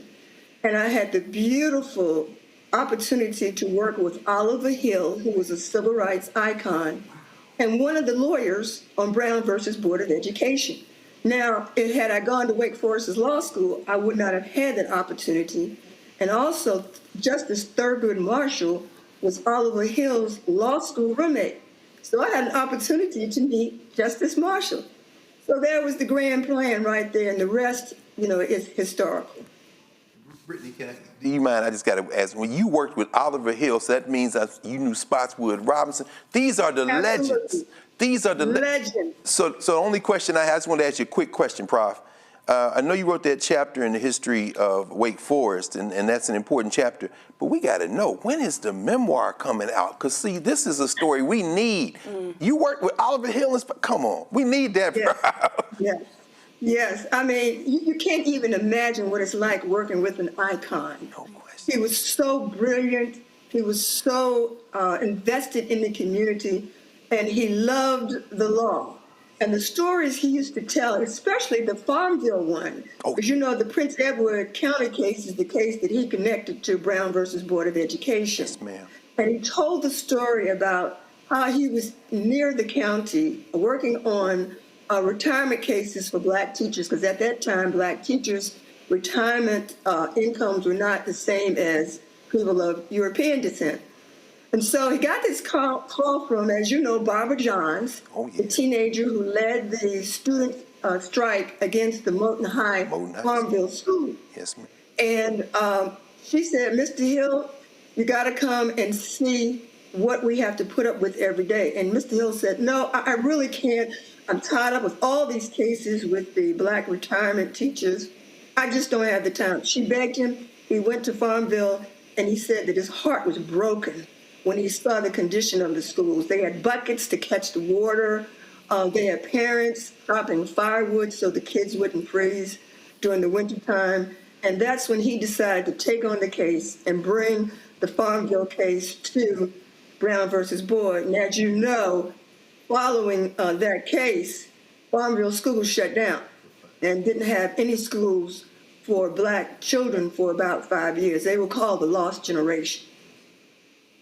Professor Hopkins, we do not want to let you go. No. We could listen to you speak for a lot longer, but we want to thank you for your time tonight, for being so open to share your story, and thank you for all the work that you've been doing on behalf of our community. I also want to... I'm not tired yet. Amen. We don't want you to be. I also want to thank the panel tonight for joining us. Matt Manning, Dr. Carr, and Michael Imhotep. I hope you guys have a great night. And when we come back, we'll show you highlights from the Chris Tucker Foundation Celebrity Golf Tournament. You're watching Roland Martin Unfiltered on the Black Star Network. We'll be right back. This week on A Balanced Life with Dr. Jackie, we're continuing our series of putting in the work, A Chef's Journey. Are you an aspiring chef?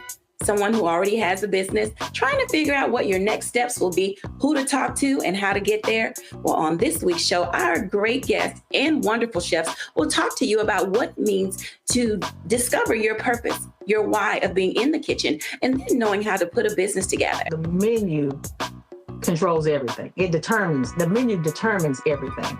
But the business plan is where you have to go back to. When you get into the business, at the end of the day, social media and TV, all of that stuff is cool, but you still have to run a business. You still have to be in relationship with people. That's all next on A Balanced Life with Dr. Jackie here on Black Star Network. Now that Roland Martin is willing to give me the blueprint, hey, Saraz, I need to go to Tyler Perry and get another blueprint because I need some green money. The only way I can do what I'm doing, I need to make some money. So you'll see me working with Roland. Matter of fact, it's the Roland Martin and Cheryl Underwood show. Well, should it be the Cheryl Underwood show and the Roland Martin show? Well, whatever show it's going to be, it's going to be good.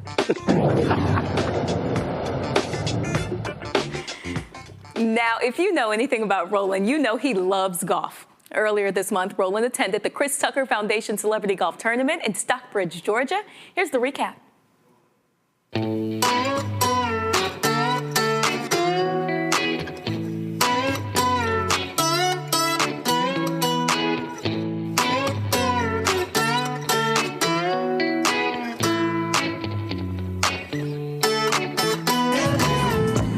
All right, y'all, so we out here at the Chris Tucker Celebrity Golf Classic. We're about to tee this thing up, about to have a good time. So we had Eagles landings, and so you see right here, gorgeous course, gorgeous day. We ready to do this thing. J.O., what's up, baby? What up, bro?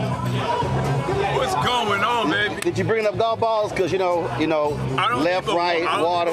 You need but one? Yeah. 1 times 12? 1 time, baby. Then I just pass after that one. When that one's oh, that's it? When that one's gone? That one gone, that's it? I ride it out. The rest of you just caddying? Uh-huh. The rest of you just caddying? That's right. I be hanging out, finding other people's balls and shit.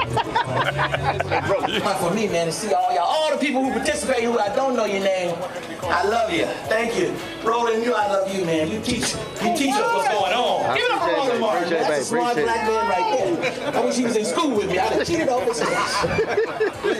Oh, man, I appreciate y'all. Come on now. That's how alphas roll. Yeah. That's how alphas roll. We could have been in. Give it up for Martin III. Now we know who caddying. We know who caddying. Ticker Woods outside. We know who caddying. Hold up. Look at them shoes. He caddying. Come on. I don't know the word. Hey y'all, I got Ryan with me. Come on, Cedric got me on that. Cedric got me on there with 2 minutes. I want you to go ahead and see this here, baby. I want you to go ahead and see what greatness looks like. Oh, hold on. Now, hold on. Now, see, you got black and gold on, right colors. See, you got, hold on. All right. See, we got that too. So just want to let you know. What is that?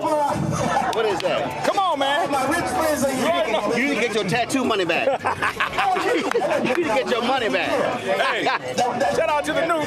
Shout out to Roland Martin, one of my dear friends, regardless of whatever choice he made, but you still my guy. But remember, in the presence of alpha, always kiss the ring. Man, go on with it. Kiss the ring right there. Hold up, actually, I want 2 for you today. I ain't wearing neither one of mine. I got 2. They're a little small. Hall of Fame, baby. Hall of Fame, I know, I'm in 4 of them. Well, I'm in. I'm an alpha. Well, I'm a Kappa. So, I know. Don't be trying to make this no content. And remember, without alpha, y'all Kappa Psi. Y'all need our name. Always national step team champion. I keep telling them he stepped by himself. Hold on. National Kappa step team champion. National. Hold on, that's Kappa. That wasn't like against everybody else. Oh, come on. Y'all can't touch us. We won that one too. No, y'all wouldn't have. Y'all drop canes. No. I bop canes and I'm gone. Oh, y'all slither. Y'all slither. Y'all slither. I saw 2 people ride off. Well, somebody got to give him a little help. Somebody got to do it. What you say, buddy? I tore some erasers off these. All right. Good to see you, man. Hold on, y'all on 6? Oh, yeah. I'm going to make sure people on 5, I'm going to be hitting into them. We're going to be hitting into them. I expect it. All right, where'd Jeffrey Osborne go? Let me find J.O. Cart to your left to pull out. So the cart's on the far right down here. What's happening? How your game looking? I'm doing all right. You know what I had? Cataract surgery. Is that crazy? Oh, damn. About too much. You can't see. Here we go. There's an excuse. Now you can see? Now I can see. Oh, Sydney says it's an excuse. That's an excuse. He's fine. No, he tried to get that money. That's all he tried to. See, that's a new one for me. I had cataract surgery. Normally it's knee, hip, shoulder. I'll be honest. All right. I can see now. Oh, you can see now? Cataract and LASIK.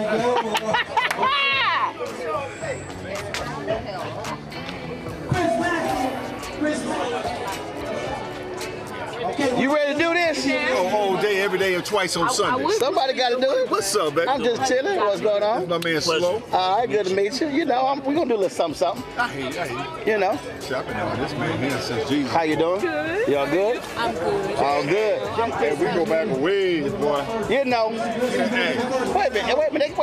They got Bob Johnson out here. Oh, let me go talk about that Kappa.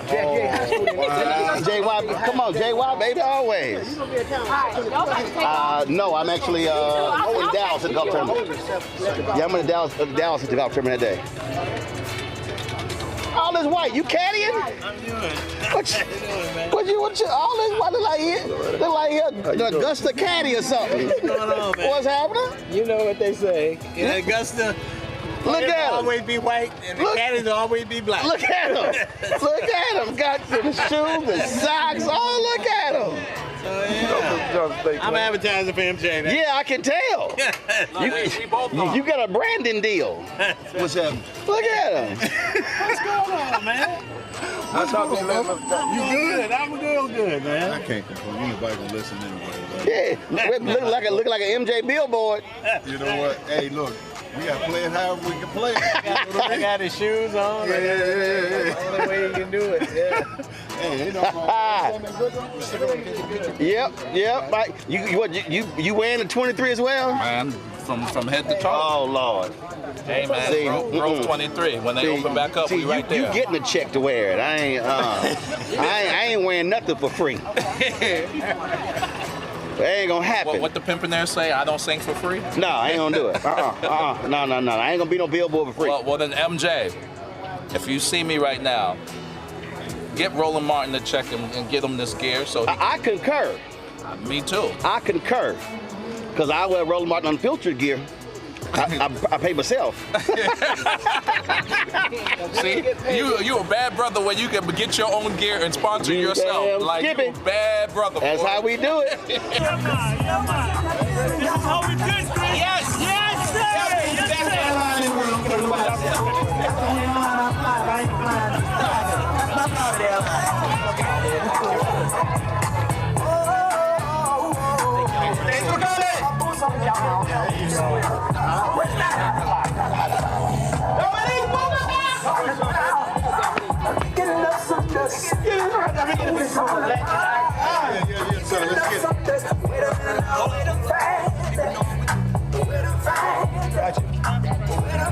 Now, big brother Dominique. Yes. Chris, say something for the video. For Nick. Dominique is just the best. He's the legend icon, and he comes out and do things like this because he loves me. This is my big brother. He's been knowing me since I was a little boy. I'm about 16, but thank you, man. I love you, man. Thank you. He just shot. I know. I'm still young. Love you, man. He just shot too many layups. All right. Tim Reed, Tim Bernard, Ray Anthony. Studdard. We came back out. You want to go? Tomorrow. I love y'all. Anthony. Love y'all, man. Have fun.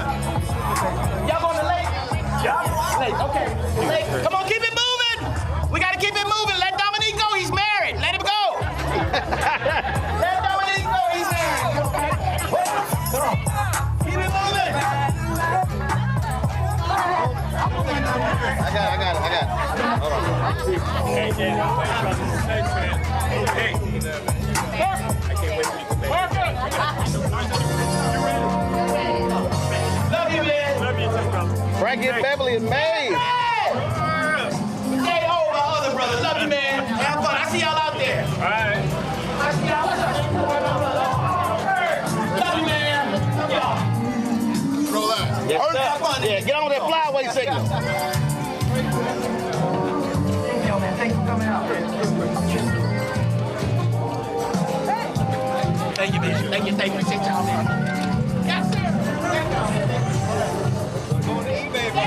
There you go. I know, man. Don't work for that. Don't work for today. Okay. Good to see you. I'm doing great. All right, Chris, I was at a golf tournament. Tell folks what the foundation does. Man, we do everything, man. Best thing I ever done in my life. My mama told me to do this because I was traveling all over the world, all over Africa. She said, do your own foundation. You can help other people. And it's the best thing, man, to be here. All my friends coming out. You know who your friends are when you call on them and they come out. And not only this year, for years they've been coming out. So it's a blessing. And we do scholarships. We do homeless ministry with the church, through the church. And we put people in houses if they're homeless. We do everything. So I love it. I see something on the news, I'll do something. I say, let's do this, let's do that. So it's great. And so somebody out there, they're not playing, but they want to support your foundation, where do they go?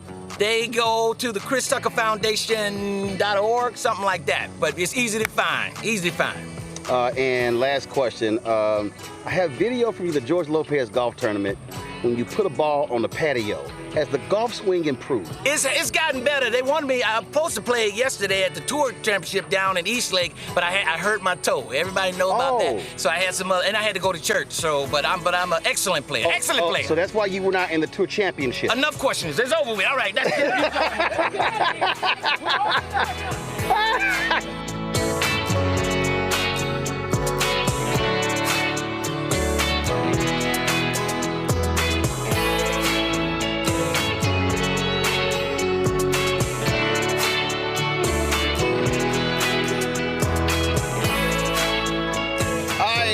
All y'all folks on Tom Joyner crew, y'all might know this man.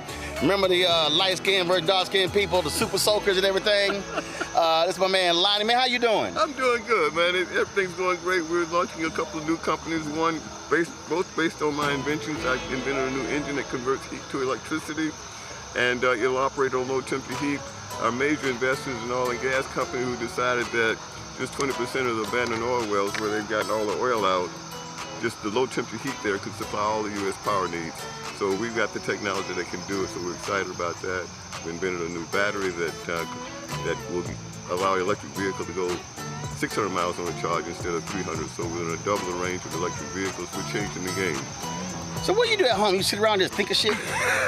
You're like, let me just think it's just about that You're bad. Like, let me think of something else I need to do. It's almost that bad, Roland. I bet I got TV equipment all around my house. I bet you got wires and all kind of stuff all around the crib. It's real. It's real. You don't get it. It's hard work. You don't get it by accident. You got to plan it. You got to execute. You got to apply yourself, and that's what makes the difference. Well, what I tell my interns, and I said this is the biggest issue I have with today's generation. I said, you have to have the ability to think. You got to be able to sometimes sit down and just think. And you got to get the knowledge. Right. You got to get the knowledge to base the thinking on. So what you put in your brain, it makes all the difference. Well, man, good seeing you. Keep doing it. We can't wait for that 600-mile battery. I'm sure General Motors out there like, Lonnie, let's holler at you about that. We're getting closer every day. All right, sounds great. Yeah, we've got the technology now. We're transitioning it out of the laboratory, putting together large demonstration cells. So we're on track. All right, handle it. Hold on. All right, what the hell kind of fan is this? What's that? The hell kind of fan? Hey, man, that's technology, man. My mama told me if they got it, go get it. What? We got a lithium battery. We got... Hey, man. This how you play golf with the brothers. Damn. Well, then we got Mr. Three Fans over here. Four. He got, I mean, like, the hell?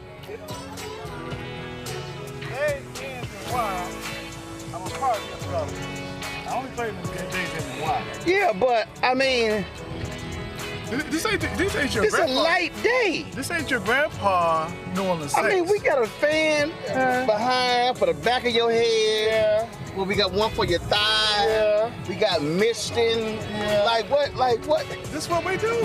Did you grow up in Wisconsin or something? No, I grew up in Buffalo, New York. Oh, you grew up in Buffalo? Yes. Oh, so that's why your ass can't handle the heat. Cannot handle the heat. I mean, but you be on the corner. When you on the corner. I mean, listen, you got an AC unit in here too? Well, what? You got a little music, You got deep freeze in the back? Got some beers, got some cold beers, We just trying to have a good time. Damn. This is a new golf. Trying to have a good time, man. I know. I mean, you got a bucket back here? Practice king. Bucket back here. Like, are you painting? Oh, like... We got a bucket, we got range balls. We got, I mean, again.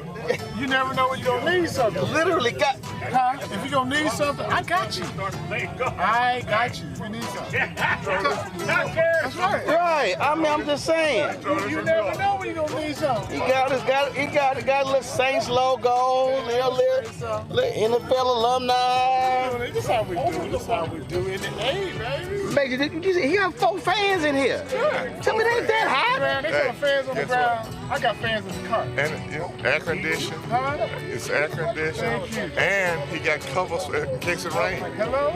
If you need all that, go home. Just go ahead and stay in the house. Nah, this is my house. Put some slippers on and stay in the house. This is my house. Can't you tell? We got mirrors and everything. This is my house, man. Inside the interior lights, light on, light off. What the hell is that, a fire alarm? Just in case. What is that? How many times people call me and say, you got this, I got you. What you need? You got some, you got this, I got that. What's up? Oh my goodness. I'm just. What's up, man? You don't get no better. I'm looking at all these fans he got in here. Fans on the ground. He's our pretty boy. He is our designated pretty boy. Designated pretty boy? Designated pretty boy. Huh? Whenever I need a Move road on dog, up. You remember George Jefferson said, Right. moving on up? Right. This is one of our brothers who moved on up. When you ain't got nothing to do, you late for that. This is what you do. That's how you look when you do it. I'm just saying. Wait a minute. Let me just flash. Ain't nobody trying to see that little bitty ass belt. Let me just flash a little bit. First of all, if you gotta hold it up, it ain't worth nothing. Yeah. You know what it is. Nobody know what that is. That's called a flyaway signal. That's my boys. That's the flyaway signal. That's my boys. That's why we roll. Oh, that's all your boys in prison? Yeah. We ain't no social club. That's all your boys in prison? We ain't no social club. You know y'all got more prison chapters than anything. Let me tell you something. Allegedly. Anytime I see an Omega, I check for electronic monitoring. I let the see, make sure his probation officer let him come out here. Yeah. We cut our monies in hundreds. And thousands. Yeah, and millions. Now you know doggone well that's a lie. Now you know that. You know y'all got a bunch of penny nairs. Wait a minute, man. This is just in the neighborhood. Look, goddamn Shaq. You know. Okay. I think he got a couple of them millions. Who? Shaquille O'Neal. Okay, you ever heard it? And he is a Q. Let me ask you. And there's another guy. Let me ask you a question. Named Michael Jordan. You ever heard Robert Smith? You ever heard of Michael Jordan? No, you ever heard Robert Smith? Oh, yeah, I heard of him. Right.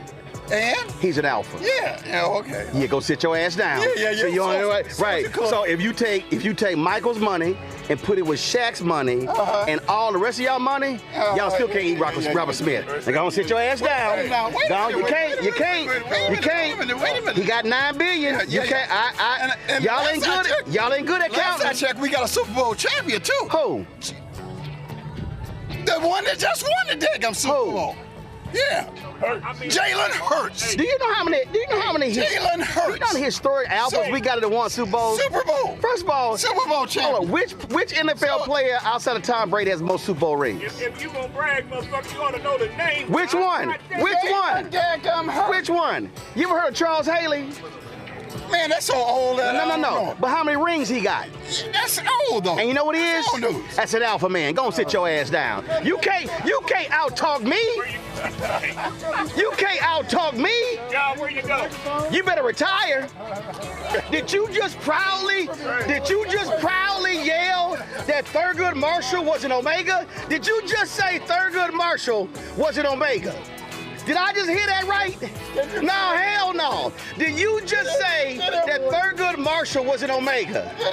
Last I checked, Thurgood Marshall plays Alpha at Lincoln University in Pennsylvania. This was after he tried to play us. Oh, hell no. You don't even know your own damn history. He meant Thurston Marshall. Oh, Thurston Marshall, yeah. Because I know Thurgood. Remember, Dr. King, Alpha. Thurgood Marshall, Alpha. Jesse Owens, Alpha. Do you want me to continue? I'm gonna hurt your feelings. Better sit your ass down. Better sit your ass down. Hold up. Whenever they say whatever, that means the ass whipping has commenced. Whatever, Roland. You gonna make the show on that one. Yeah, Oh, you gonna make the show on that one.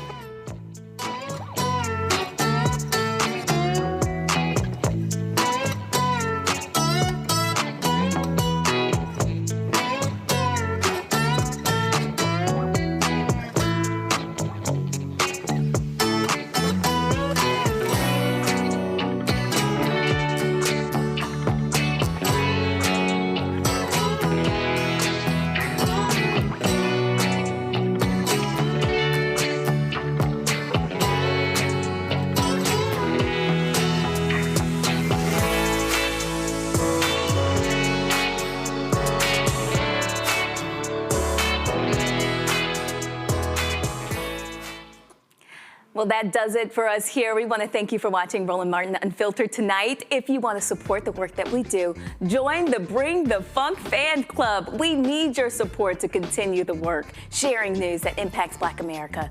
You can send in your donations via Cash App using the QR code that's on your screen. Of course, you can donate by PayPal and Venmo and even Zelle by sending a gift to Roland at rolandsmartin.com. Please make checks and money orders payable to Roland Martin Unfiltered, P.O. Box 757196, Washington, D.C. 20037-196. Do not forget to download the Black Star Network app that can be found in Apple's App Store and get connected using your phone device or Apple TV. You can also watch the Black Star Network on Roku, Amazon Fire TV, Xbox One, Samsung Smart TVs, and YouTube. Hit the like button, please, and be sure to subscribe as well. Also, did you get a copy of Roland's book, White Fear? How the Browning of America is Making White Folks Lose Their Minds? It's available at bookstores nationwide. Get the audio version read by Roland on Audible. And you can get our gear, shirts, and hats. Stay warm with the Black Star Network hoodie. Go to shopblackstarnetwork.com. And that is also where you can support Black-owned companies by purchasing their products directly from shopblackstarnetwork.com. Do not forget to download the Black-owned social media app Fanbase. You can find me on there at The Noble Journalist. Isaac Hayes II is the founder. So download the app Fanbase. And if you want to invest, they've already raised $13.4 million. The goal is to raise $17 million by the end of the year. You can learn more on fanbase.com. As we do every Friday, here's a look at our Bring the Funk fan club members. That's it. I have to get back to Indiana. Thanks to Roland for letting me sit in his seat tonight. Have a wonderful night.